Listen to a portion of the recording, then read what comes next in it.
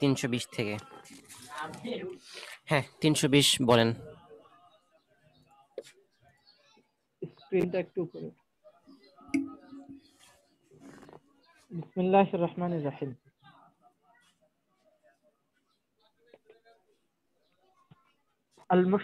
المشترك لا عموم له। আচ্ছা 320 নং কায়দা, বিসমিল্লাহির রহমানির রহিম। আল মুশতারাকু লা উমুমা লাহু। আল মুশতারাকু লা উমুমা লাহু। আচ্ছা, তো এখানে যেটা বললো যে আল মুশতারক, মুশতারাক শব্দ, লা উমুমা লাহু, তার কোনো ব্যাপকতা নেই। তো মুশতারাক শব্দের কোনো ব্যাপকতা নেই, বা মুশতারাক বিষয়ের কোনো ব্যাপকতা নেই। এখন মুশতারাক বিষয়ে কি উদ্দেশ্য, অর্থাৎ আমরা তো পড়ে আসছি মুশতারাক অর্থাৎ শব্দ কয়েক প্রকারের হয়। তো মুশতারাক হয় কিছু শব্দ। মুশতারাক শব্দ কাকে বলে? যে শব্দের একাধিক মানা আছে। হ্যাঁ, যে শব্দের এক বা একাধিক মানা আছে সেগুলাকে বলে মুশতারাক, মানায় মুশতারাক। এখন কোন একটা শব্দের যখন এক বা একাধিক মানা থাকে তখন তার মাঝে যে একটা অমুম চলে আসছে। এখন এই এরকম অমুমটা জায়েজ নেই, অর্থাৎ একই সাথে কোন একটা শব্দের একাধিক অর্থ উদ্দেশ্য নেওয়া কি নেই, জায়েজ নেই। তো এক শব্দের একাধিক অর্থ থাকতেই পারে, কিন্তু কোন একটা বাক্যে একটি নির্দিষ্ট অর্থ উদ্দেশ্য নিতে হয়, বা কোন একটা মাসআলায় কোন একটা হুকুমের ক্ষেত্রে ওই শব্দের নির্দিষ্ট একটি অর্থ উদ্দেশ্য নিতে হয়। একাধিক অর্থ উদ্দেশ্য নেওয়া যায় না, বা একের বেশি বা সবগুলো একসাথে উদ্দেশ্য নেওয়াও এটা অনুমতি নেই। ঠিক আছে, তো এটাই বললো জাল মুশতারাক লা উমুমা লাহু, যে মুশতারাক বিষয়ের তার কোনো ব্যাপকতা নেই, অর্থাৎ মুশতারাক শব্দের যে অনেকগুলো অর্থ আছে সবগুলো অর্থ একই সাথে উদ্দেশ্য নেওয়া যাবে না, বা যতগুলো জিনিসের উপর মুশতারাক শব্দটা সাদের আসে সবগুলোকে একই সাথে মুরাদ নেওয়া যাবে না, বা একাধিক বিষয়কে একই সাথে মুরাদ নেওয়া যাবে না, বরং একই সময় এট এ টাইম যে কোনো একটাকে উদ্দেশ্য নিতে হবে। হ্যাঁ, যে কোনো একটাকে উদ্দেশ্য নিতে হবে, এবং কোনটাকে উদ্দেশ্য নেবেন এটার পেছনে সুন্দর একটি দলিল থাকা লাগবে, যে হ্যাঁ আমি এটাকে উদ্দেশ্য নিয়েছি, এই হচ্ছে এই কারণে আমি এটাকে উদ্দেশ্য নিয়েছি। এখন মেসাল কি এটার? মেসাল তো অনেক আছে, যেমন বিশেষ করে একটি আয়াত, ওয়াল মুতাল্লাকাতু ইয়াতারাব্বাসনা বিআনফুসিহিন্না সালাসাতা কুরু। এখানে আল্লাহ তাআলা কুরু শব্দ উল্লেখ করেছেন, যে 3 কুরু, মহিলারা 3 কুরু পর্যন্ত নিজেকে বিরত রাখবে। এখন এই যে 3 কুরু দ্বারা কি উদ্দেশ্য? কুরু শব্দটা এর অভিধান আমরা ঘাটলে দেখতে পাই যে কুরু শব্দের 2টা অর্থ আছে। একটা হচ্ছে হায়েজ আর একটা হচ্ছে তুহুর। ঠিক আছে, একটা হচ্ছে হায়েজ আর একটা হচ্ছে তুহুর। এখন এই শব্দটা 2টি অর্থের মাঝে মুশতারাক, একটি হচ্ছে হায়েজ, একটি হচ্ছে তুহুর। এখন আমরা কোনটা উদ্দেশ্য নিব? যেহেতু মুশতারাকের মধ্যে উমুম এটা অনুমতি নেই, তো অতএব হায়েজ তুহুর উভয়টাকেই একই সাথে উদ্দেশ্য নেওয়া জায়েজ হবে না। আবার আবার দেখা যায় উভয়টা একই সাথে নেওয়া জায়েজ হবে না, আবার মানে একাধিক অর্থ উদ্দেশ্য নেওয়া জায়েজ হবে না। তাহলে কি করতে হবে? যে কোনো একটাকে উদ্দেশ্য নিতে হবে। এখন এর মধ্যে উলামায়ে কেরাম ইখতিলাফ হয়ে গেছে যে তারা কে কোনটা উদ্দেশ্য নেবেন। তো হানাফি মাযহাব যারা আছেন, হানাফি ইমাম আবু হানিফা, তিনি গেছেন হচ্ছে হায়েজের দিকে, আর ইমাম শাফিঈ তিনি গেছেন তুহুরের দিকে। ঠিক আছে, তাহলে কুরু শব্দের যে কোনো একটা অর্থ যেহেতু উদ্দেশ্য নিতেই হবে, তো ইমাম শাফিঈ তিনি নিলেন তুহুরকে, আর ইমাম আবু হানিফা তিনি নিলেন হায়েজকে। তাহলে ইমাম আবু হানিফার মতে মহিলারা 3 হায়েজ পর্যন্ত নিজেকে বিরত রাখবে। ঠিক আছে, যে মহিলারা তালাক প্রাপ্ত হয় তারা 3 হায়েজ পর্যন্ত ইদ্যত পালন করবে। 3 হায়েজের পর তার ইদ্যত শেষ হয়ে যাবে। আর ইমাম শাফিঈ বলেন 3 তুহুর সে ইদ্যত পালন করবে, 3 তুহুরের পর আর ইদ্যত পালন করতে হবে না। তাহলে এই যে 3 হায়েজ এবং 3 তুহুর, এই যে উদ্দেশ্য নেওয়া হইলো, এটা কিভাবে উদ্দেশ্য নেওয়া হইলো? কারণ মুশতারাক, এটা যে কোনো একটাকে উদ্দেশ্য নিতে হয়, মুশতারাক শব্দের একাধিক অর্থ উদ্দেশ্য নেওয়া যায় না। তাই জন্য আবু হানিফারা হানাফি মাযহাব যেহেতু একটাকে গ্রহণ করেই ফেলেছে, তো এরপরে আর কখনো তুহুরটাকে উদ্দেশ্য নেওয়া যাবে না, সবসময় হায়েজটাকে উদ্দেশ্য নিতে হবে। আর হানাফি মাযহাবে কেন হায়েজটাকে উদ্দেশ্য নিল, শাফি মাযহাব তারা কেন তুহুরটাকে নিলেন, এর বিস্তারিত আলোচনা তো আমরা নুল আনোয়ারে পড়ে এসেছি, তো ওইটাকে আর এখানে রিপিট করতেছি না। তাহলে এটাই বললো যে আল মুশতারাক লা উমুমা লাহু, যে মুশতারাক বিষয়ের কোনো ব্যাপকতা নেই। ঠিক আছে, তবে এটার মধ্যে ইস্তেসনা আছে। মুশতারাক বিষয়ের ব্যাপকতা নেই, ঠিক আছে, তবে এটা ইয়ামিনের ক্ষেত্রে এটা প্রযোজ্য হবে না, বা কসমের ক্ষেত্রে কি হবে না, এটা প্রযোজ্য হবে না। অর্থাৎ কসমের ক্ষেত্রে আবার উমুমের মানা চলে আসে। অর্থাৎ কোনো ব্যক্তি যদি কসম করে এবং তার কসমে কোনো শব্দের মধ্যে উমুম থাকে, তাহলে তার কসমটা ওই সবগুলো আফরাদকে শামিল করবে। ঠিক আছে, তখন যে কোনো একটা নির্দিষ্ট আফরাদকে ই করবে না, তখন সবগুলো আফরাদকে শামিল করবে। তাহলে ইয়ামিনের ক্ষেত্রে আবার উমুম মানে মুশতারাকটা কি আছে, গ্রহণ আছে, মানে উমুমটা গ্রহণ আছে। এখন মেসাল কি, যেমন কোনো ব্যক্তি বলল যে আমি অমুক ব্যক্তির ফ্যামিলির সাথে কথা বলবো না, ঠিক আছে, অমুক ব্যক্তির ফ্যামিলির সাথে কথা বলবো না, সে কসম করলো। এখন সে যে একটা শব্দ বললো ফ্যামিলি, এখন আমরা দেখতে পাই যে ফ্যামিলি অনেকগুলো আফরাদ, এই ফ্যামিলি শব্দটা অনেকগুলো ফর্দের সাথে মুশতারাক, অনেকগুলো ফর্দের মধ্যে ফ্যামিলি শব্দটা সাদের আসে। এখন যেহেতু অনেকগুলো আফরাদ এই ফ্যামিলি শব্দের, তো সবগুলো আফরাদের মধ্যে তার কসমটা প্রযোজ্য হবে। অর্থাৎ সে আম, ওই ফ্যামিলি মেম্বার যার সাথে মানে যার সাথে কথা বলুক, যে কারোর সাথে কথা বললে সে হানেস হয়ে যাবে, ঠিক আছে। অর্থাৎ ওই লোকের ফ্যামিলি হিসাবে মানে ফ্যামিলি হিসাবে প্রচলিত বা প্রসিদ্ধ এরকম যে কারোর সাথে সে কথা বলুক সে হানেস হয়ে যাবে। তাহলে এইখানে যে আমরা ফ্যামিলি শব্দের যে একটা অমুম পাইলাম, এই অমুমটা এখানে আবার গ্রহণ করা হয়েছে, ঠিক আছে। এখানে সবগুলো আফরাদের সাথে এই মুশতারাকটা সাদের আসতেছে, কোনো সমস্যা নেই। আচ্ছা, এই ছিল 320। এরপরে পড়েন 321।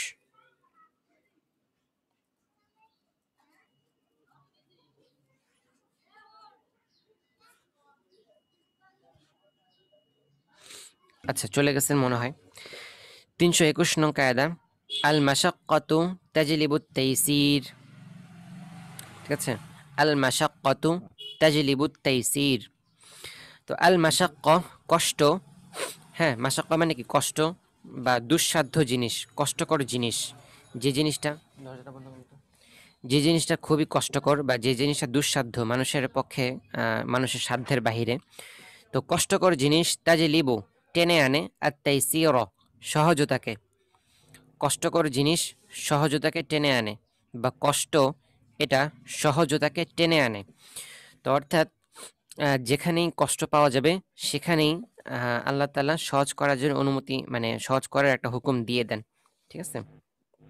অর্থাৎ ইসলাম তো মানুষের উপর কোনো কিছু চাপিয়ে দেয় না। ইসলাম একটি শান্তির ধর্ম, ইসলাম কারো উপর কোনো কিছু চাপিয়ে দেয় না, বরং সবকিছুতে একটা নমনীয় একটা হুকুম ইসলাম দিয়ে থাকে, এবং মানুষের অসাধ্য কোনো হুকুম ইসলাম দেয় না, ঠিক আছে। ইসলামের সবগুলো হুকুম এমন যে সেটা মানুষের সাথে একদম সঙ্গতিপূর্ণ, এবং যে কেউ খুব ইজিলি করতে পারে এমন হুকুম ইসলাম দিয়ে থাকে। তো যদি কখনো এমন পাওয়া যায় যে ইসলাম যে হুকুমটা দিয়েছে সেইটা ওই ব্যক্তির পক্ষে আদায় করাটা সম্ভব হচ্ছে না, ঠিক আছে, ওই ব্যক্তির জন্য আদায় করাটা বা ওই কাজটা করা সম্ভব হচ্ছে না, কষ্টকর হয়ে যাচ্ছে, তো যখন কোনো একটা কাজের মধ্যে কষ্ট পাওয়া যাবে, হ্যাঁ, মাশাক্কা পাওয়া যাবে, তখন সেখানে তাইসিরের হুকুম দেওয়া হবে, সেটাকে সহজতার হুকুম দেওয়া হবে, ঠিক আছে। যেমন মনে করেন বসে নামাজ পড়া, হ্যাঁ, ইসলাম হুকুম দিয়েছে যে তোমরা দাঁড়িয়ে নামাজ পড়ো, হ্যাঁ, দাঁড়িয়ে নামাজ পড়া ফরজ করা হয়েছে। কিন্তু কোনো ব্যক্তি যখন দাঁড়াতে অক্ষম হয়ে যায়, তো দাঁড়াতে অক্ষম হয়ে গেলে তখন সে সে তো অক্ষম, সে তো কাজটা পারতেছে না, কিন্তু ইসলাম তাকে জোর করে দাঁড়াতে বলেনি যে তুমি দাঁড়াতে অক্ষম না, তোমাকে দাঁড়াইতেই হবে, এরকম জোর কিন্তু ইসলাম করেনি। এই লোকটার ক্ষেত্রে যেহেতু মাশাক্কা পাওয়া গেছে, ইসলাম এখানে তাইসিরের হুকুম দেয়, অর্থাৎ তুমি যেহেতু দাঁড়াতে পারছো না, অতএব তুমি বসে নামাজ পড়ো। যদি কোনো ব্যক্তি বসেও নামাজ পড়তে না পারে, হ্যাঁ, ইসলাম সেখানে শুয়ে শুয়ে নামাজ পড়ার অনুমতি দেয়, হ্যাঁ, তুমি শুয়ে নামাজ পড়ো, ঠিক আছে। কোনো ব্যক্তি শুতেও পারছে না, তো তাকে বলছে তুমি ইশারায় নামাজ পড়ো, হ্যাঁ, এভাবে ইশারায় নামাজ পড়ো। তারপরে কোনো ব্যক্তি মনে করেন তারপরও সম্ভব হচ্ছে না, তখন তাকে চেয়ারে নামাজ পড়ার অনুমতি দেওয়া হয়, যে যেভাবে তার সুবিধা হয়, হ্যাঁ, যখন সে বসতেও পারছে না, দাঁড়াতেও পারছে না, হ্যাঁ, তখন সে চেয়ারে নামাজ পড়বে, ঠিক আছে, এটার হুকুম ইসলাম দেয়। আহ, এরপরে দেখা গেল যে কোনো ব্যক্তি অচেতন হয়ে গেল, তো অচেতন হয়ে যাওয়ার পরে দেখা যাচ্ছে যে তার 5 ওয়াক্ত নামাজ কাজা হয়ে গেছে। তো 5 ওয়াক্ত নামাজ কিন্তু এক বসায় বা এক বৈঠকে 5 ওয়াক্ত নামাজ পড়া কিন্তু কোনো ব্যাপার না। তো 5 ওয়াক্ত নামাজটা মোটামুটি সহজ একটি কাজ, 6 ওয়াক্ত পর্যন্ত সহজ। কিন্তু ইসলাম যখন দেখে যে এই লোকটার নামাজ 6 ওয়াক্তের বেশি কাজা হয়ে যাচ্ছে, মানে 6 ওয়াক্তের বেশি এই লোকটা আম, মানে কি বলে বেহুশ বেহুশ হয়ে আছেন 6 ওয়াক্তের বেশি, তো তখন যখন ইসলাম দেখতেছে যে হ্যাঁ 6 ওয়াক্তের বেশি হয়ে যাচ্ছে, তার মানে এই জিনিসটা তার জন্য খুবই কঠিন হয়ে যাচ্ছে, তখন ইসলাম এখানে তাইসিরের হুকুম দেয়, তার জন্য ওই নামাজগুলোকে মাফ করে দেয়, ঠিক আছে। তাহলে এই যে ইসলাম যে হুকুমগুলো দিল এগুলো কেন দিল, এই তাইসিরটা কেন আসলো? মাশাক্কতের কারণে এই তাইসিরটা আসছে। যদি এখানে মাশাক্কত না পাওয়া যেত তাহলে কিন্তু তাইসির আসতো না। এমনিভাবে শরীয়তের অনেক হুকুমের মধ্যে আমরা এই সিস্টেমটা দেখি যে মাশাক্কা পাওয়া যাওয়ার কারণে তাইসির চলে আসছে। যেমন তায়াম্মুম, হ্যাঁ, পানি পাচ্ছে না, ইসলাম বলে নাই যে পানি পাচ্ছ না জোর করে তুমি যেমনি মন মানে যেখান থেকে পারো পানি এনে অজু করতেই হবে, তোমার পানি দিয়ে অজু করতে হবে, এরকম ইসলাম বলে না। ইসলাম এখানে তাইসির অনুমতি দিয়েছে, অর্থাৎ তুমি পানি পাচ্ছ না, সমস্যা নেই, মাটি তো পাচ্ছই, তো মাটি দিয়েই তুমি তায়াম্মুম করে নামাজ পড়ে নাও। তারপর হায়েজাগ্রস্ত মহিলা, হ্যাঁ, হায়েজাগ্রস্ত মহিলা প্রতিদিন ৫ ওয়াক্ত করে নামাজ। তো একটা মহিলার নিম্নে ৩ দিন যদি হায়েজ থাকে তো ১৫ ওয়াক্ত নামাজ তার কাজা হয়ে যাবে। তাহলে খুবই কঠিন তার জন্য, মাশাক্কা। তখন ইসলাম কি করেছেন? হায়েজা মহিলার জন্য নামাজটাকে মাফ করে দিয়েছে। তো এই নামাজটা কেন মাফ করলো? কারণ এখানে মাশাক্কা পাওয়া গেছে। ঠিক আছে? কিন্তু রোজাটা মাফ করে না। কারণ রোজাটা মাশাক্কা না। দিনে একটা রোজা, সে সুস্থ হওয়ার পরে ১ সপ্তাহ লাগায় তার সবগুলো রোজা রেখে ফেলবে। ওটা কোনো ব্যাপারই না। ঠিক আছে? কিন্তু নামাজটা যেহেতু দিনে ৫ বার করে, এরপরে যত দিন যায় তত তার নামাজ কাজা হইতেই থাকে। বড় একটা মাশাক্কা চলে আসে। অতএব এখানে ইসলাম তাইসিরের অনুমতি দেয়। তেমনিভাবে একই হুকুম ফিদিয়া, হ্যাঁ, রোজা রাখতে পারতেছে না, তুমি ফিদিয়া দাও। তারপরে ঋণ, ঋণ কাকে বলে? ইসলাম কোনো একটা মানে বিনিময় ছাড়া লেনদেন ইসলাম অ্যাকসেপ্ট করে না। যে আমি কাউকে ফাও টাকা দিলাম, হ্যাঁ, এটা ঠিক না। কিন্তু তারপরও ঋণটাকে বৈধ করা হয়েছে। কেন? কারণ মাশাক্কা পাওয়া গেছে। কারণ ঋণ না হলে লোকটার সমস্যা হচ্ছে, তার চলতে মুশকিল হচ্ছে, সে আটকে আছে। তো এজন্য তখন ঋণটাকে বৈধ দেওয়া হয়। তারপরে ভাড়া, ভাড়া এটার উদ্দেশ্য কি? বাইউল মা'দুম, অর্থাৎ একটা জিনিস যেটা নাই সেটাকে করা। অর্থাৎ একটা রুম আমি ভাড়া দিলাম, তার মানে রুমের উপকারিতা যেটা দেখা যায় না এটাকে আমি বিক্রি করতেছি। তাহলে এটা তো বাইউল মা'দুমের মতো, কিন্তু তবুও এটাকে জায়েজ করা হয়েছে, তাইসির হুকুম দেওয়া হয়েছে। কেন? কারণ মানুষের এখানে মাশাক্কত পাওয়া যায়। ঠিক আছে? তো এই অনেকগুলো মেসাল দেওয়া হলো। এই সবগুলোর মধ্যে তাইসির হুকুম কেন দেওয়া হয়েছে? কারণ এখানে মাশাক্কত পাওয়া যায়। ঠিক আছে? তো এটাই বলল যে আল মাশাক্কাতু তাজলিবুত তাইসির, যে কষ্ট বা দুঃসাধ্যতা এটা সহজতাকে টেনে আনে। এরপরে ৩২২ নং কায়দা, আল মাশাক্কাতু ওয়াল হারাজু ইন্নামা ইউ'তাবারু ফি গায়রিল মানসুস আম্মা ফি ফালা। আল মাশাক্কাতু ওয়াল হারাজু, দুঃখ এবং কষ্ট, ইন্নামা ইউ'তাবারু এটাকে ই'তাবার করা হবে, এটাকে ধরা হবে, ফি গায়রিল মানসুস এমন হুকুমের মধ্যে যে হুকুমটার ব্যাপারে নসে বর্ণিত নেই। ঠিক আছে? গায়রে মানসুস, নসে বর্ণিত নাই, এমন বিষয়ে মাশাক্কা এবং হারজটা ধর্তব্য হবে। আম্মা ফি, যে সকল মাসআলার ব্যাপারে নস বর্ণিত রয়েছে, ফালা মানে ফালা ইউ'তাবারু, সেখানে সেখানে মাশাক্কা এবং হারজটা ধরা যাবে না। ঠিক আছে? তো এখন মানে কি বলল? এটা ওই আগের কায়দারই একটা অংশ বলা যায়। আগের কায়দায় বলল যে কষ্ট পাওয়া গেলে তাইসির চলে আসে। এখন দ্বিতীয় কায়দায় বলল যে কষ্ট পাওয়া গেলেই কি তাইসির চলে আসবে? যেকোনো কষ্ট পাইলেই কি তাইসির আসবে? তো বলতেছে যে না, শরীয়ত যে জিনিসটার হুকুম দিয়েছে ওই জিনিসটাকে বাদ দেওয়া যাবে না। ঠিক আছে? যেটার ব্যাপারে নস চলে আসছে, অলরেডি নস আছে, ওইটাকে বাদ দেওয়া যাবে না, যতই তাইসির পাওয়া যাক, যতই মাশাক্কাত পাওয়া যাক। তো মাশাক্কাত এবং হারজ এটা তাইসির কখন আনবে? যে সমস্ত ক্ষেত্রে শরীয়ত আদেশ দেয়নি সে সমস্ত ক্ষেত্রে তাইসিরটা আসবে। যে সমস্ত ক্ষেত্রে ওই জিনিসটা করার ব্যাপারে শরীয়ত আদেশ দিয়েছে, হ্যাঁ, শরীয়ত আদেশ দিয়েছে, ওই জিনিসটার ব্যাপারে তাইসির আসবে না, সেটাকে করতেই হবে। যেমন এই যে উপরে উদাহরণগুলো দেখলাম, যেমন কোনো ব্যক্তি দাঁড়িয়ে নামাজ পড়তে পারতেছে না। এখন দাঁড়িয়ে নামাজ পড়তে পারতেছে না, শরীয়ত এটা বলে নাই যে তুমি দাঁড়িয়ে নামাজ পড়তে পারতেছো না, ঠিক আছে, তোমার জন্য নামাজটা মাফ। এটা বলে নাই। শরীয়ত কি করছে? এখানে তাইসির নিয়ে আসছে। তুমি দাঁড়িয়ে পড়তে পারছো না, বসে পড়ো, কিন্তু নামাজ পড়তে হবে। ঠিক আছে? নামাজটা মাফ করা হচ্ছে না কেন? কারণ এটা নামাজ, এটা একটা মানসুসি বিষয়। নামাজের ব্যাপারে নসের মধ্যে পাওয়া যায়। এই নামাজটা, এটাকে ছেড়ে দেওয়া যাবে না। এটা নসের মধ্যে পাওয়া যায়। তো এটা একটা মানসুসি বিষয়। এই কারণে এই ঠুনকো বিষয়, এই একটু দাঁড়াতে পারতেছে না দেখে নামাজ মাফ, এরকম হুকুম শরীয়ত দেয় না। ঠিক আছে? অর্থাৎ দাঁড়িয়ে নামাজ না পড়তে পারলে বসে নামাজ পড়ো, বসে নামাজ না পড়তে পারলে শুয়ে নামাজ পড়ো, ইশারায় নামাজ পড়ো, কিন্তু নামাজটা মাফ হবে না। কারণ এখানে মাশাক্কাতটা ওইভাবে আসে নাই, বা যে মাশাক্কাতটা পাওয়া যায় সেটার বিরুদ্ধে শরীয়তের দলিল আছে। আর যখন নামাজটা বেশি কাজা হয়ে যায় তখন হচ্ছে আসল মাশাক্কাতটা পাওয়া যায়, হ্যাঁ, যেটার ব্যাপারে আবার নস আছে যে তখন মাফ হয়ে যায়। তো যেহেতু ওই এটা ৬ ওয়াক্ত হওয়া পর্যন্ত, হ্যাঁ, মাফ হওয়ার মাশাক্কাতটা পাওয়া যায় না, তো সুতরাং ওইখানে ওই মাফ হওয়ার তাইসিরটা এখানে প্রযোজ্য হবে না। এখানে শুধুমাত্র একটি পাও না গেলে আরেকটা পাওয়ার যে তাইসির সেটা প্রযোজ্য হবে। অর্থাৎ দাঁড়াতে না পারলে বসবে, বসে না পারলে শুইবে, শুইতে না পারলে ইশারায় পড়বে। ঠিক আছে? যেমনি পারে সেভাবে ইশারায় পড়বে। তো এটা এখানে এটাই বলল। তেমনিভাবে মনে করেন বিশেষ করে বর্ষাকালে এরকম হয় যে রাস্তাঘাট প্রচুর ময়লা থাকে। তারপর আবার অনেক জায়গায় এমন আছে যে আম গরু থাকে আরকি, গরুর খামার আশেপাশে। তো ওখানে গরুর খামার যেদিকে থাকে ওখানে তো ওই গরুর খামারের মধ্যে প্রচুর গোবর-টোবর থাকে।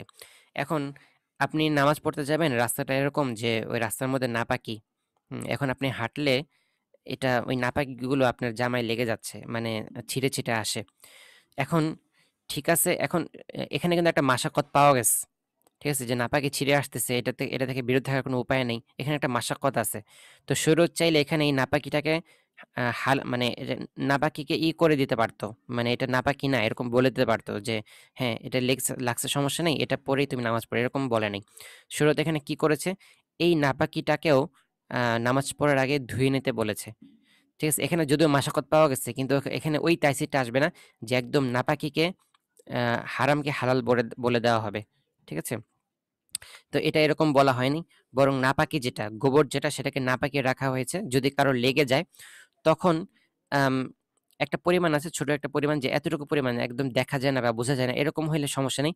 কিন্তু স্পষ্ট নাপাকি লেগেছে এরকম দেখা যায়। ঠিক আছে? তখন এতটুকু হইলে তখন আর সেটাকে তাইসিরের পর্যায়ে রাখা যায় না। সেটাকে ধুয়ে ফেলতে হয়। তারপর আবার মনে করেন কোথাও আম নাপাকি লেগে গেল। তো এটা একটা পরিমাণ আছে, ১ সিক্কা পরিমাণ, হাতের তালু পরিমাণ নাপাকি। তো অতটুকু পর্যন্ত শরীয়ত ছাড় দেয়। এর পরবর্তী তখন আর তাইসিরটা আসে না। ঠিক আছে? তাইসিরটা কেন আসে না? কারণ ওইটার একটা মানসুসি বিষয়। এই জিনিসটা নাপাকি যখন জায়গাটা বড় আকারে লেগে গেল, নাপাকিটা বড় আকারে লেগে গেল, তখন ওইটার মধ্যে আর তাইসির আসে না। কারণ তখন স্পষ্ট বোঝা যাচ্ছে যে নাপাকি লেগেছে। আর যখন অল্প একটু লাগে তখন অনেক সময় বোঝাও যায় না যে নাপাকি লেগেছে কিনা। এজন্য এই সামান্য পরিমাণ নাপাকিতেও শরীয়ত এটাকে ছাড় দিতে চাচ্ছে না। কিন্তু এখানে কিন্তু তাইসিরের হিসাবে বলে দেওয়া যেত যে, "হ্যাঁ, লাগছে সমস্যা নেই, এটা পড়ে নামাজ পড়ো।" এটা বলা হচ্ছে না। বরং এখানে কি বলা হচ্ছে যে, "লেগেছে সমস্যা নেই, এটাকে ধুয়ে নিতে হবে, ধুয়ে পাক করে এরপরে নামাজ পড়তে হবে।" ঠিক আছে? তো এটাই। তো আমাদের জন্য তো এটা আসলে অনেক কমই। আম আ আগের জামানায় বা আগের উম্মত যারা আছেন, পূর্বের উম্মত তাদের জন্য কিন্তু এই তাইসিরটা ছিল না। তাইসিরটা শুধুমাত্র আমাদের জন্যই আ মানে নবীজির উসিলা আল্লাহ তাআলা আমাদের জন্য করেছেন। কিন্তু আগের জামানায় ওখানে যদি নাপাকি লাগতো কোথাও কোনো জামাতে, ওইটা কেটে ফেলতে হইতো। তাহলে ওখানে তাইসির ছিল না। ওখানে কেটে ফেলতে হতো। আমাদের জন্য তাইসির করা হয়েছে যে ধুয়ে ফেলার অনুমতি দেওয়া হয়েছে। বা ধুয়ে ফেললে পাক হয়ে যাবে এরকমটা বলা হয়েছে। তারপর আগের জামানায় কোরবানি করার পরে সেটাকে মানে আসমান থেকে আগুন এসে পুড়িয়ে ফেলতো।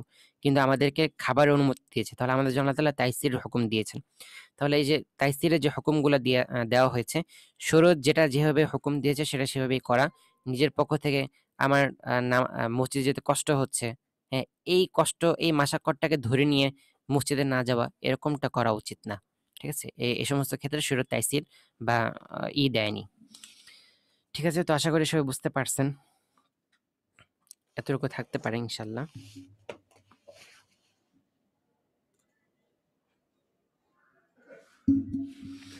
এখন আমরা কিছু নোটস দেখি। গতকাল আমরা কি দেখতেছিলাম মনে আছে?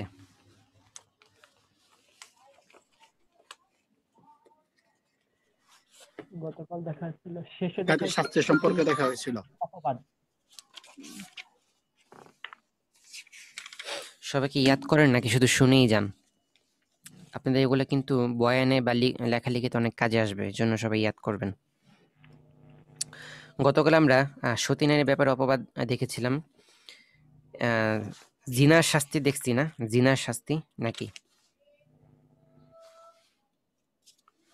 জিনার শাস্তি দেখা হয়নি। তাহলে আজকে আমরা জিনার শাস্তি দেখব। জিনা বা ব্যভিচার যেটাই বলেন একই জিনিস। জিনার শাস্তি কি? তো জিনার শাস্তির ব্যাপারে সূরা নিসার ১৫ নং আয়াত, ওয়াল্লাতী ইয়াতিনাল ফাহিশাতা মিন নিসাইকুম ফাস্তাশহিদু আলাইহিন্না আরবাআতাম মিনকুম ফাইন শাহিদু ফামসিকুহুন্না ফিল বুয়ুত হাত্তা ইয়াতাওয়াফাহুন্নাল মাউত আও ইয়াজআলাল্লাহু লাহুন্না সাবিলা। আর তোমাদের নারীদের মধ্যে যারা ব্যভিচারিণী তাদের বিরুদ্ধে তোমাদের মধ্য থেকে 4 জন পুরুষকে সাক্ষী হিসেবে তলব করো, অথবা যদি তারা সাক্ষ্য প্রদান করে তবে সংশ্লিষ্টদেরকে গৃহে আবদ্ধ রাখো যে পর্যন্ত মৃত্যু তাদেরকে তুলে না নেয় অথবা আল্লাহ তাআলা তাদের জন্য অন্য কোনো পথ নির্দেশ না করেন। তাহলে ব্যভিচারীদেরকে প্রথমত ঘরে আটকে রাখার একটা হুকুম দেওয়া আছে। এরপরে হচ্ছে সূরা নিসার 16 নং আয়াত, মানে পরবর্তী আয়াত, ওয়াল্লাযানি ইয়াতিয়ানিহা মিনকুম ফাআযুহুমা, তোমাদের মধ্যে যে দুজন সেই কুকর্মে লিপ্ত হয় তাদেরকে শাস্তি প্রদান করো। কি বলেন, কিছু বলছেন? অন্যদিকে কথা বলছেন। আচ্ছা, মিউট করে থাকেন যাদের অন্যদিকে আছে। 16 এবং আচ্ছা এরপরে গেল পরবর্তী আয়াত হচ্ছে সূরা নূর এর 2 এবং 3 নং আয়াত। সূরা নূর 2 এবং 3 নং আয়াত, আয-যানিয়াতু ওয়াজ-যানি ফাজলিদু কুল্লা ওয়াহিদিম মিনহুমা মিআতা জালদা, প্রসিদ্ধ আয়াত। ওয়ালা তাখুদ বিহিমা রাফাতুন ফি দীনিল্লাহ ইন কুনতুম তুমিনুনা বিল্লাহি ওয়াল ইয়াউমিল আখির ওয়ালিয়াশহাদ আযাবাহুমা তাইফাতুম মিনাল মুমিনিন। আয-যানি লা ইয়ানকিহু ইল্লা যানিয়াতান আও মুশরিকা ওয়াজ-যানিয়াতু লা ইয়ানকিহুহা ইল্লা যানিন আও মুশরিক ওয়া হুরিমা যালিকা আলাল মুমিনিন। ব্যভিচারী নারী এবং ব্যভিচারী পুরুষ তাদের প্রত্যেককে 100 করে বেত্রাঘাত করো আল্লাহর বিধান কার্যকর করণার্থে, তাদের প্রতি যেন তোমাদের মনে দয়ের উদ্রেক না হয়, যদি তোমরা আল্লাহর প্রতি ও পরকালের প্রতি বিশ্বাসী হয়ে থাকো। মুসলমানদের একটি দল যেন তাদের শাস্তি প্রত্যক্ষ করে। তো ইসলামে যে শাস্তিগুলো দেওয়া আছে এই শাস্তির একটি শর্ত, হ্যাঁ, ইসলামী শাস্তির বা ইসলামী হদের একটি বড় শর্ত হচ্ছে এটাকে জনসম্মুখে দিতে হয়। গোপনে ইসলামী শাস্তির কোনো নিয়ম নেই যে রুমের ভেতর ঢুকে গোপনে শাস্তি দিলাম, পিটাইলাম, এটার নিয়ম নেই। ইসলামের সমস্ত শাস্তি হয় জনসম্মুখে। জনসম্মুখে কারণ এটাই, কারণ ইসলাম তো কাউকে তো কষ্ট দিতে চায় না, কিন্তু এই লোকটাকে কষ্ট দেওয়া হচ্ছে, এই লোকটাকে শাস্তি দেওয়া হচ্ছে কেন? যাতে অন্যরা, অন্যদেরকে শিক্ষা দেওয়ার জন্য। এই লোকটাকে তো ইসলাম মারার পক্ষে না বা ইসলাম শাস্তি দেওয়ার পক্ষে না, কিন্তু তবুও কেন দেওয়া হচ্ছে? অন্যদেরকে শিক্ষা দেওয়ার জন্য, যেন অন্যরা এই কাজটা না করে। এখন যদি কাউকে রুমের ভেতর ঢুকায়া লুকিয়ে পিটানো হয় তাহলে তো অন্যরা সতর্ক হবে না। এজন্য ইসলামী সমস্ত শাস্তিগুলো জনসম্মুখে দেওয়ার নিয়ম আছে। হুরিমা যালিকা আলাল মুমিনিন। আচ্ছা, এরপরে বলতেছে যে ব্যভিচারী পুরুষ কেবল ব্যভিচারিণী নারী অথবা মুশরিকা নারীকেই বিয়ে করবে, এবং ব্যভিচারিণী কেবল ব্যভিচারী পুরুষ অথবা মুশরিক পুরুষকে বিয়ে করবে, আর এদেরকে মুমিনদের জন্য হারাম করা হয়েছে। ঠিক আছে, অর্থাৎ ব্যভিচারী বা জিনাকারী পুরুষ মহিলা উভয়কে বিয়ে করানো হবে আর কি। মুসলিম শরীফের একটি হাদিস আমরা দেখব, 4511 মুসলিম শরীফ। عن عبادة بن الصامت قال كان نبي الله صلى الله عليه وسلم إذا أنزل عليه كرب لذلك وتربد له وجهه، قال فأنزل عليه ذات يوم فلقي كذلك فلما سري عنه قال خذوا عني فقد جعل الله لهن سبيلا، الثيب بالثيب والبكر بالبكر، الثيب جلد 100 ثم رجم بالحجارة والبكر جلد 100 ثم نفي سنة। উবাদা ইবনে সামিত কর্তৃক বর্ণিত, তিনি বলেন, নবী সাল্লাল্লাহু আলাইহি সাল্লামের উপর যখন ওহী অবতীর্ণ করা হতো তখন তিনি অস্থির হয়ে যেতেন এবং তার চেহারার রং পাল্টে যেত। একদিন তার উপর ওহী অবতীর্ণ হতে লাগলো, তখন তার মাঝে ওই অবস্থার সৃষ্টি হলো। যখন এই পরিস্থিতি শেষ হলো তিনি বললেন, তোমরা আমার নিকট থেকে জেনে নাও যে আল্লাহ তাআলা ব্যভিচারিণীদের ব্যাপারে পন্থা বাতলে দিয়েছেন। বিবাহিত পুরুষ বিবাহিতা নারীর সঙ্গে ব্যভিচার করলে এবং অবিবাহিত পুরুষ অবিবাহিতা নারীর সঙ্গে ব্যভিচার করলে তাদেরকে শাস্তি দেওয়া হবে। সুতরাং শাস্তি হলো যে বিবাহিতকে 100 বেত মারা হবে, অতঃপর প্রস্তর নিক্ষেপ করে তাকে হত্যা করা হবে, আর অবিবাহিতকে 100 বেত মারা হবে, অতঃপর তাকে 1 বছরের জন্য দেশান্তর করে দেওয়া হবে।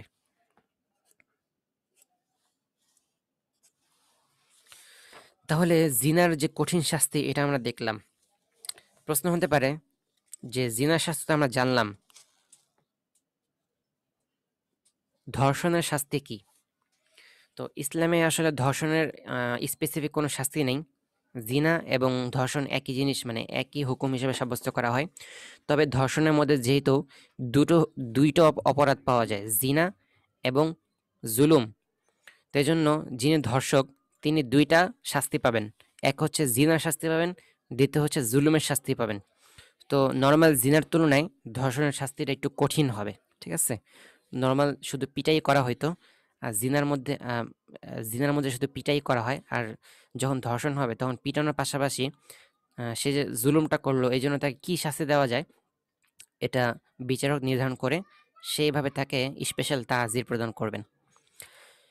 ঠিক আছে, ইনশাল্লাহ এতটুকু থাক। সবাই হাজিরা দেন। 1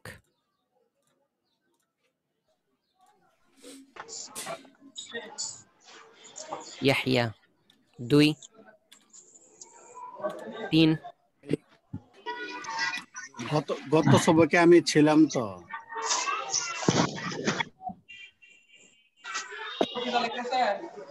আচ্ছা, 3 সাদিক, 4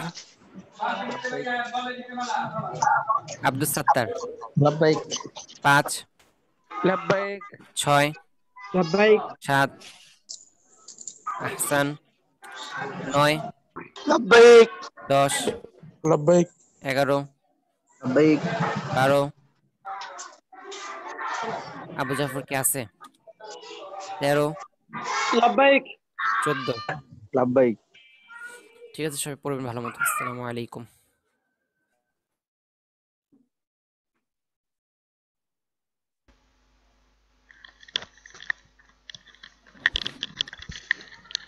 আসসালামু আলাইকুম রহমতুল্লাহ।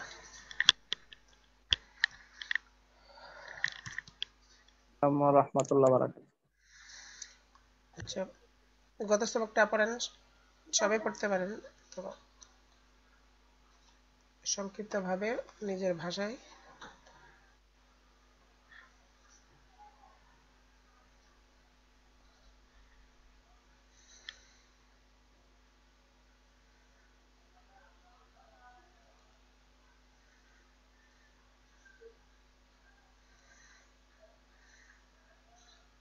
কি পড়ার মতো নাই কেউ নাকি?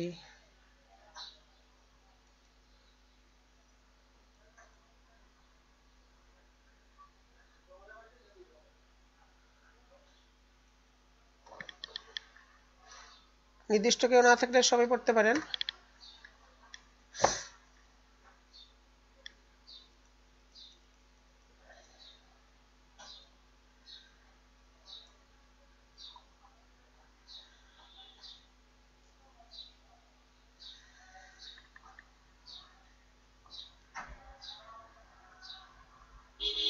দর্শক উপস্থিত তো কম, অনেক, মাত্র 6 জন উপস্থিত আছেন। এত জনের মধ্যে মাত্র 6 জন আছেন, তারপরে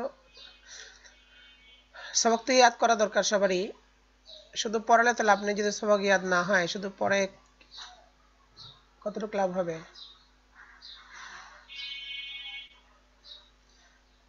আর এমন তো জটিল না, এগুলো সবই সহজ, মানে এগুলো তো জটিল না, এবার সহজ, শুধু একটু বুঝতে হবে।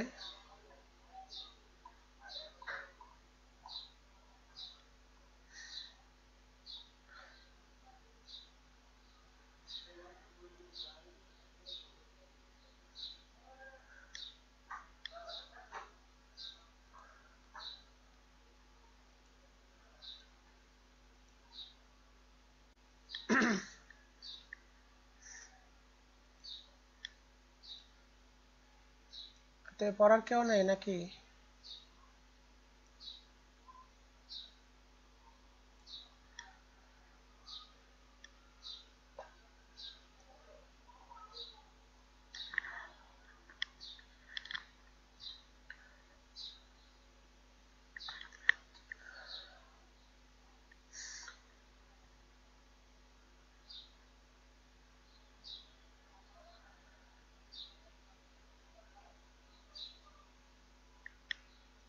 আচ্ছা, বিসমিল্লাহির রহমানির রহিম।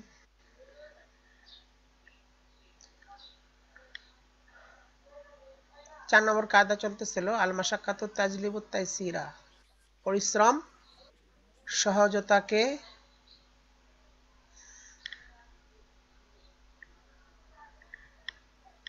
আনয়ন করে। পরিশ্রম সহজতাকে আনয়ন করে, মানে কোনো ব্যাপারে, মানে কষ্ট সহজতাকে আনয়ন করে।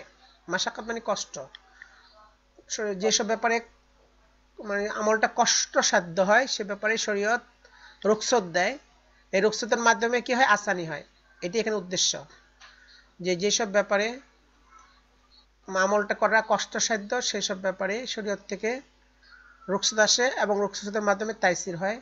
এই সম্পর্কে ভিত্তিকে সে সম্পর্কে বলা হয়েছিল কোরআন শরীফ এবং হাদিসের দলিল দিয়ে, যে আল্লাহ তাআলা বান্দাকে কষ্ট দিতে চান না, সহজতা চান।